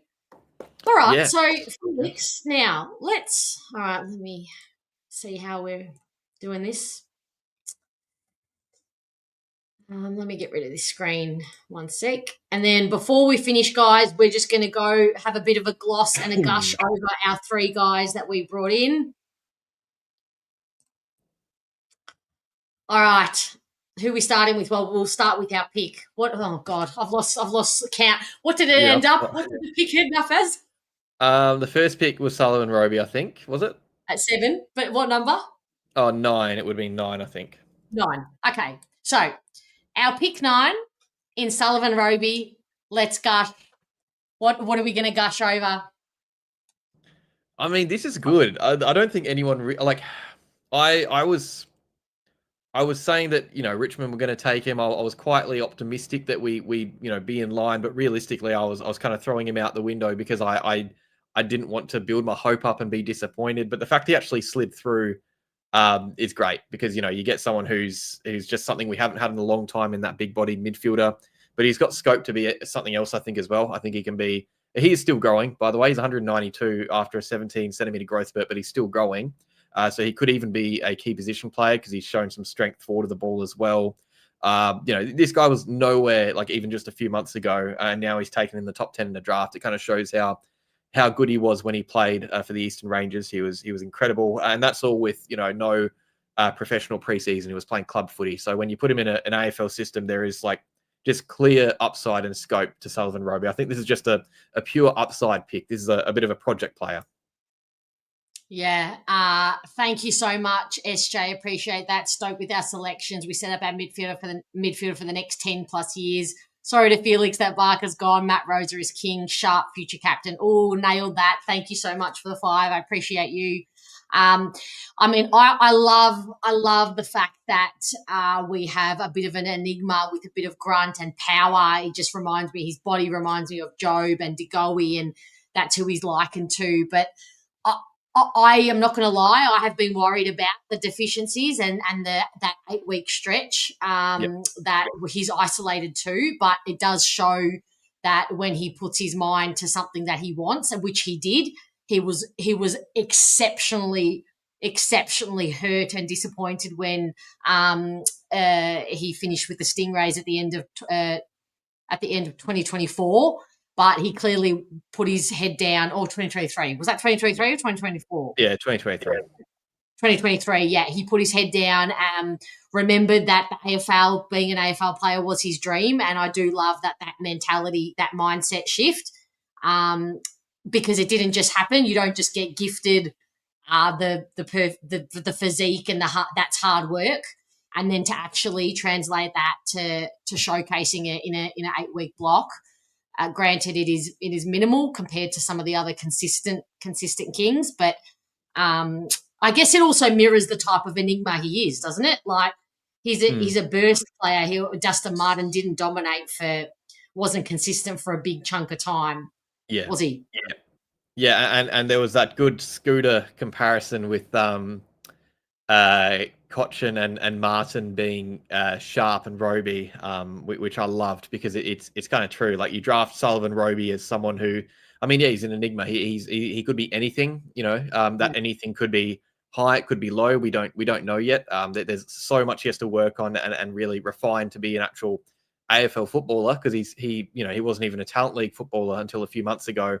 But the fact that he's drafted so early and that clubs are thinking about him so early in the draft shows how just like damaging he was and impactful he was at his very best. And doing that, you know, with the limited work he had done in a professional system before that is, it's great. And now it's just really on our development to get the most out of him. And that's the worry, really. Nothing to do with Sullivan Roby. The worry is now our development and whether we can get the best out of him.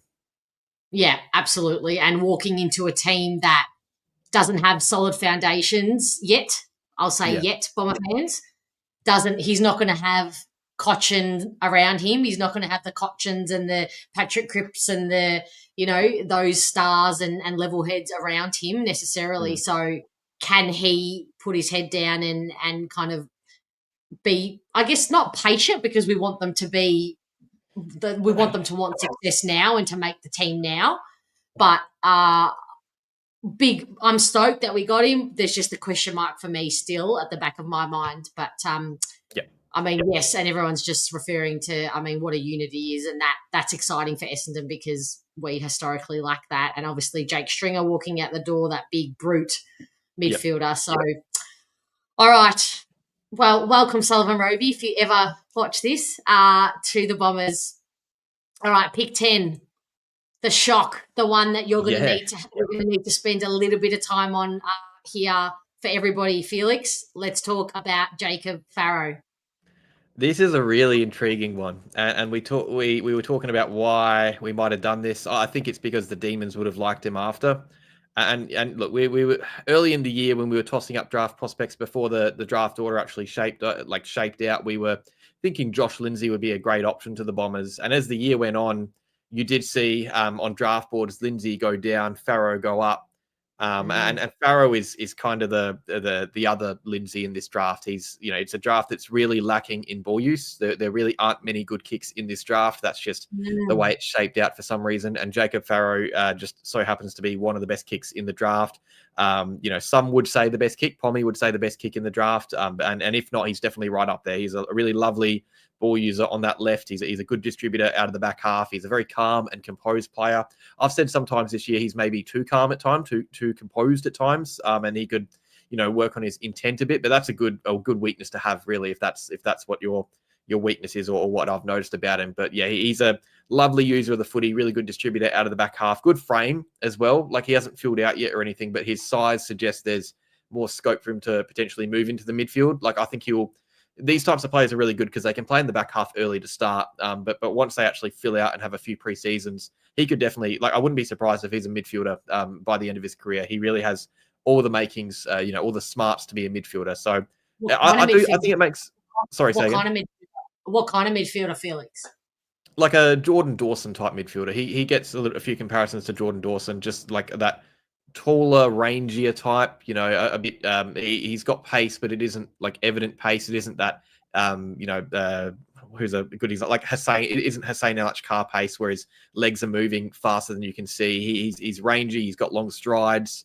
It's a very calm, he's got a very calm demeanor when he plays footy. He's very composed and he'd be a very good, Jordan Dawson type distributor kind of around the back of a pack where he's tall and he's big, but it doesn't suggest he's an inside midfielder. If anything, he's going to be on the outside using the footy more. So, yeah, I like it. I like it. Hearing you say that calm composure, that just straight away just came to my mind, Ridley. So is he a Ridley type? Is that where he's going to play and start his football career? I think he would be the type of attacker that Ridley is. So when Ridley isn't defending and when he has the footy, he could be Ridley-esque. I don't think he has the defensive craft to be like the full profile of a Jordan Ridley, but when Ridley has ball in hand, you can see similarities there. I think just the way more he uses in the reading of the play that I noticed when watching some of his games. That reading of just the football nous.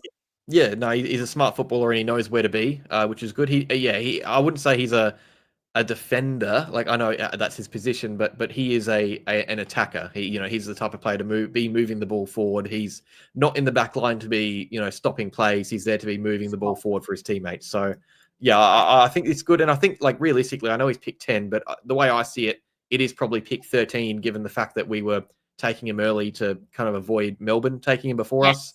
And he was someone that I was looking at pick 13 anyway. I put Lockie Dovison down, but I was looking at Schubert, Farrow, and Dovison for that pick, and it wouldn't have surprised me if we took him at pick 13. It obviously surprised me that we took him earlier, but when you think about it, it makes a lot of sense. He actually, I know I made this, but 180 centimeters. He actually looks taller than that. Maybe it's because of the long limbs, and he does have those long strides. But he actually comes across much taller than that. Yeah, and that's good. It's you want to have a good frame. You can tell that when he fills out, he's not going to be all muscle, but he's going to be a really good sized footballer. And it'll allow him to play in a range of different positions. I think this is a great option because it's someone that we have been wanting in the back half a bit. Like think about what we've been doing with our team. Moving Nick Martin to back half, Dylan Shield to the back half. We haven't had a stable ball user there. And look, Archie Roberts is great, but I don't think he's a great kick of the footy like Jacob Farrow is. I think he's, he's more of a defender than Jacob Farrow, and he's better in other aspects of his game. But Jacob Farrow using the ball in the back half, I think, can only be good for the Bombers. Yeah, I mean, the first thing that when I've been like looking at all Essendon supporters' wishes and dreams coming out of this draft has just been, can we get some guys who can actually kick the footy? And that's why I was so hell-bent on Josh Lindsay. But Jacob Farrow is an absolute, is just an absolute. I'm stoked to have one or the other of them, because they both do bring that, and we like that so badly. And I would arguably say our hand skills are probably not that much better most of the time as well. So I did have another question about him and it's gone. Anybody else? Before we move on from Farrow, let's just check the because this isn't someone that we've talked about with the Bombers a lot this year, so I'm sure there would be a few. Yeah. All right, so Jono asks, can he play on the wing?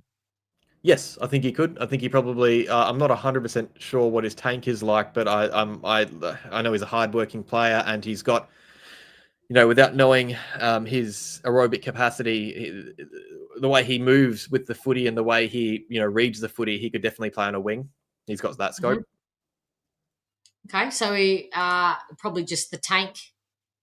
Yeah. I just saw it. I didn't take your comment. I promise. Does he have the deep tank? Yeah, the endurance. Yeah, I'm not 100% sure, to be honest. Like, West Australia is the one gay footy state. The one state that I don't. Long night. It's the one state that I don't watch a lot of footy from.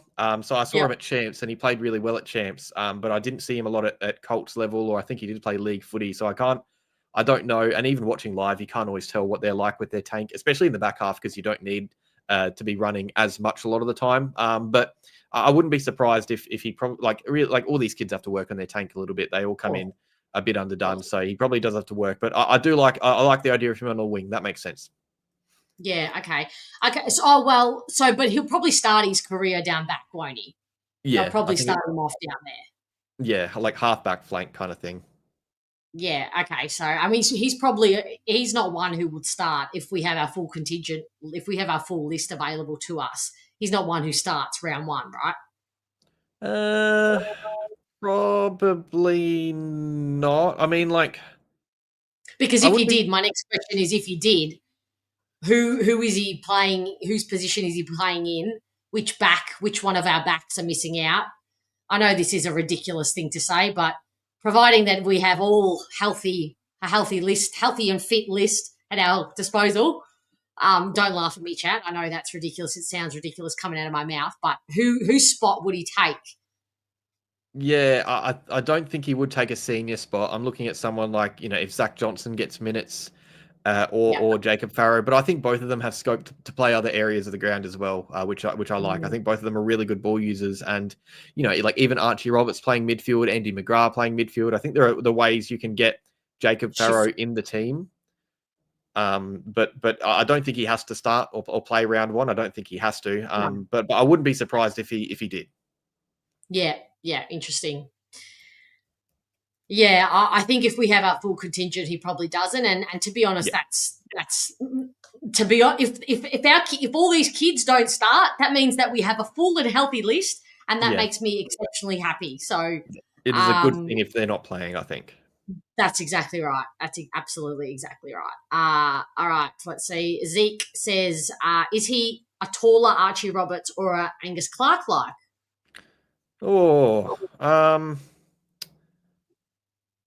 I'm just thinking left foot. He's probably is more like Angus Clark, but I can't not look at that left foot and think Archie Roberts. No, he's more Angus Clark in that he's like he's that rangy mover who meters gained type player. Probably he can probably work on really progressing the ball forward a lot more than he can. But I think he's going to be a meters gained type defender, and I think that's what Angus Clark is. I don't think Jacob Farrow needs 15 touches to get quite a lot of good distance, whereas Archie Roberts is the type to go sideways a bit more.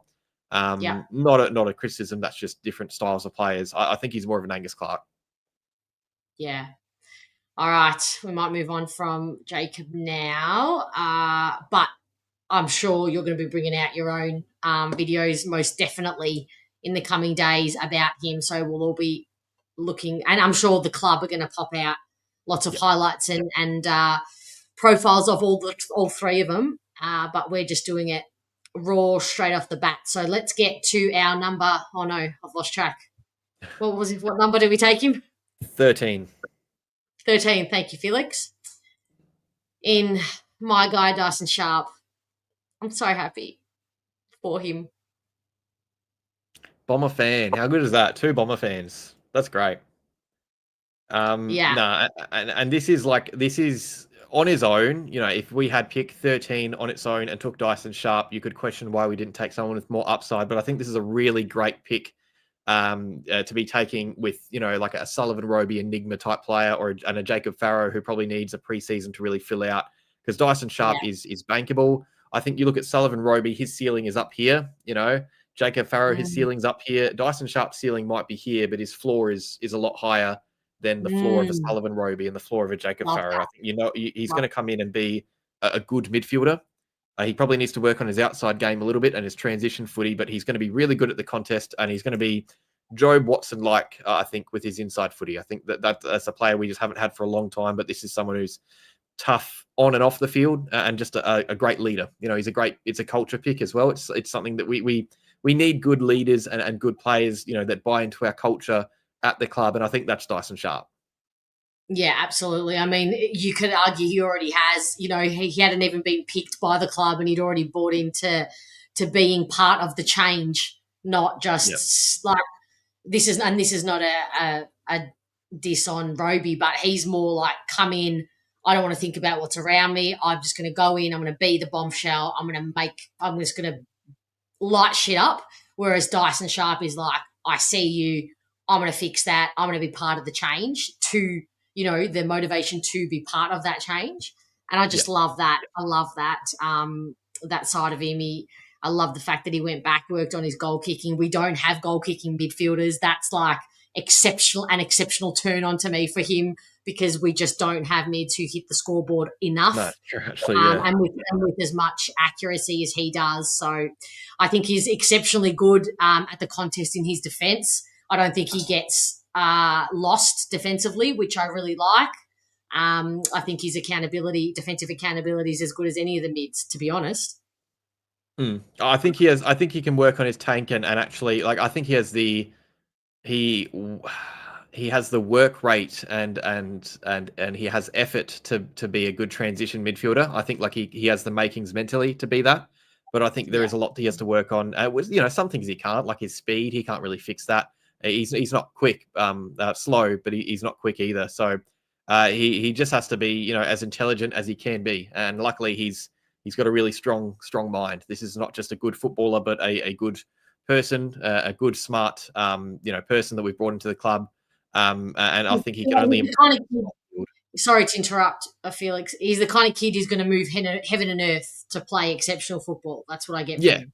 Yeah. When I say good person, I don't mean he's a nice guy. He's not that, you know, that private school pick that we usually go for. This is he is kind and well spoken, but really tough. Like he is a really tough footballer and person, I think, and that's evident by the way he plays and, you know, the work he's done off field to improve his game in the last year. Yeah, and he's another one who I think plays taller, looks taller than he actually is, because he plays with that brute strength and force and power and contested nature. So Chris asks, does he help us with forward entries? It's a good question, because it's another huge gap in our list. I mean, he helps us in the fact that he can extract the footy. So he's like, ideally you don't want him being the one entering inside 50 like all the time. But he's, you know, he's going to help us win stoppages and hopefully get it to players that can a lot of the time. I will say what I do like about Dyson Sharp is that I think his range and where he impacts the game is a lot smaller than others. I think, you know, if the ball isn't in his general area, in his stoppage, there's just less he can do to impact the game. But he also in that has more range of motion and more range of how he can use the footy. He's really trustworthy, you know, just out of a stoppage, going on his left, going on his right, using his hands. He's someone that can win a stoppage, not just, you know, on the stat sheet, you know, winning a clearance, but actually get territory with it as well and actually get us meters going forward. So he's not I wouldn't say he's a good ball user. I think he can kick under the ball a little bit sometimes. I think that's something he probably has to work on. But for the style of player he is, just, a lot of the time he is just ripping the ball out of there, hand passing it to runners, kicking it to get meters. He is very, very efficient in that. And as I said earlier in the stream, there are some draftees who have the makings to be a good contest midfielder. Elijah Sardis, he's always had the makings to be a really good inside midfielder. Even Ben Hobbs had the makings to be a good inside midfielder, but I think Dyson Sharp already is a good inside midfielder. That's right, and it's interesting that you bring Sardis's name up, because I'm so sorry I can't find your comment. I did scroll up to try and find your comment, whoever said it, but what does this mean for Elijah Sardis? I did mention that the coaches have put to him to try and be that Josh Dunkley type and have challenged him to develop that part of his game. Do you think that they had this in mind, knowing that they were actually bringing in someone who is bringing in someone who's so ready-made, or hoping to bring in Dyson Sharp, who's so ready-made to play, to already be that contested ball winner? Yeah, good question. I think Sardis was up against it anyway, and I think this is good. You don't want a kid or a player at the club just getting opportunity because he has to. I think Elijah Sardis, for the last few years, we've been crying out for him to play because we do need a bit more in the midfield. But I think, if you throw in a Dyson Sharp there to give him some friendly competition, I think it'll tell us a lot about Elijah Sardis as a player and a person, whether he sees this as, an opportunity to actually knuckle down and really get to work and win his spot in the team, ahead of someone else who arguably could be ahead of him. Or whether it's a big learning curve for him and maybe a challenge too steep. Only time will tell. They are different styles of play, but I think they're going to play a pretty similar role, whichever one does play. I think they can both coexist if Sardis nails that role that he's been given, that Dunkley type player who can, because Sharp is not that guy who kind of goes where the team needs it when the team needs it. He's that contested ball who you just want there, extracting the ball 100% of the time. But if Sardis can lock down that role where when another mid's getting off the chain, opposition mid, that he can go and line up on that mid, but also effectively help us, get ascendancy from an offense point of view. I think they can coexist, providing that, maybe some of our other mids are not available or whatnot. And this is probably thinking more to the future. But I do think they can coexist, and I am putting all the energy out there that Elijah Sardis puts it together, because I think if he can, he's got a spot if he can do that. I agree. And I remember this time, 3 years ago, thinking back to what Elijah Sardis was and the different, he was a completely different player to what he is now. There's clearly a confidence thing and something that he hasn't, quite knuckled down on in the level at the system in the level. And you really do want to see him succeed, because you don't want to see these guys, lose themselves in the system. Ideally, everyone is playing good footy, and that would be good for the club because we'd have depth. But I think for these two to coincide, to exist together in the same team, it would really probably, it would be a long-term thing. But you're looking at, Caldwell, Durham, Parrish. There probably would be some injuries there, to be honest. Anyway, in the midfield, there always are. But it would take some injuries, and I think if these two are playing in the same team together, it probably means we're not doing great for with our injury struggles. Yeah. Possibly. I don't know. It's a good question. Pixel, no, you say a good question, but I just think back to, think when Setterfield, how good Setterfield was going in our team before he got injured. He came in late, and think how much of an impact Setters was having. Think of Sardis doing what Setterfield did, but then also being offensively really good as well, and not losing himself to just being that run with player on the opposition's best midfielder, like Setterfield did. And that was the knock on Setters, that he didn't have that extra string to his bow. So essentially we're giving away a position on the field just to be that, not tagger, but that run with role, and to be that bigger body in between Zach Merritt and the others out there who are delivering the ball outside the contest. So I don't know, but I just think that if he can play that centre field role with the added bonus of being an offensive weapon, then there's a spot for him in my team. I don't know who misses out. So long as it's not Caldwell, I'm okay. Yeah, no. I look. I would love Sardis to make it, and I think he does have tools. Like he clearly, he was pick 5 for a reason. You don't just take someone at pick 5 and hope they end up being a good player. Like this guy had weapons, and he's got weapons still. It's just about whether he can, build on that. And I think, even look, Dyson Sharp, he's not the type of player to be, wanting to put himself forward ahead of his teammates, and win out, get opportunities ahead of his teammates at their expense. He's the type of player I think to be, playing his best footy and putting his best foot forward, but also helping his teammates develop and grow at the same time. And I think Sardis could probably learn a bit from Dyson Sharp and the way that he attacks the footy and the way he goes in as hard as he does. I think like you look at Dyson Sharp and his leadership, it's not just a thing that you're looking at or a strength that you're looking at in 5 to 6 years time when he's 25 years old. Like I'm not even 100% sure that this guy is 18. Like that is not an 18-year-old. I think yeah, 100%. But like I think he can come in and be like a leader now for these young guys around him, including Sardis, who I think his leadership was. I don't know if that was probably. I don't remember it being a strength in his draft profile. But Sharp's already a leader. He's going to be someone who's going to help these younger guys grow, I think. Yeah. I mean, Sunstripe, I know you've gone on about this all night long, and I do like this would be my only thing, and that's why I love the idea of Cumming being complementary to Sharp, because he does bring, that speed that probably Dyson lacks. Where do we get this from now through the midfield? I mean, I think that's something that we'll or like who would we have taken instead that would have given us speed in the midfield? There's not really anything you could have addressed that we, without taking away from another area. Like let's say we pass on Jacob Farrow and bring in a Lockie Doveston. Yes, we're bringing us speed in the forward half, but we're losing out on ball use in the process. And if we don't pick Dyson Sharp, it means you're losing that bankable midfielder that can actually bridge these, upside players together. I think this is a really good blend of players, and we do need speed, and maybe we can address it on night 2 of the draft or next year. But you can't address all your needs in one draft night when you're a club as low down the ladder as we are. There's a reason we're low down the ladder, and we're rebuilding. We've got some good young players. I would hope that next year's draft and maybe even night 2, we do address speed and bring in some real pace. That would be great. But I like what we've done with this draft. Yeah, me too. I think that's the overwhelming consensus. Hello, Langy. How are you? Hope you had a good time over on the Carlton channel tonight, Blue Abroad with Pommy and co. Bins, yes, man, he's quick. Goodness me. I watched him live and I was like blown away. Not just the time trial, but in the actual drills and stuff. Quick. I think just on Bins, Felix, I've just got a feeling that the club really like him. I reckon they're going to sign him. Okay.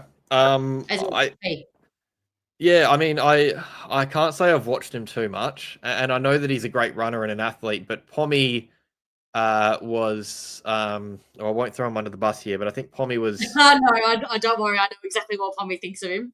Yeah, there you go. So I think I've got my reservations. I'll have to go back and watch him, play a bit more footy, maybe some footage, because I can't really remember Jackson Bins too well. But I mean, it's an option, and that's something, we need pace, we need speed. He's at the club training. He's obviously with our VFL, so he would 100% be worth a consideration. Yeah. Just purely for that speed aspect, I think, defensive accountability is going to be something that the club have to weigh up whether it's worth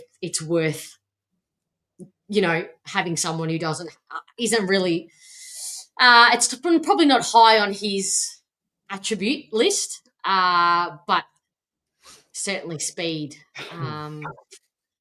All right, I think we might leave it there. We've done a mountain of work, you and I, tonight. I hope you all enjoyed. Yeah, I mean, Chris, please, can we please not go there?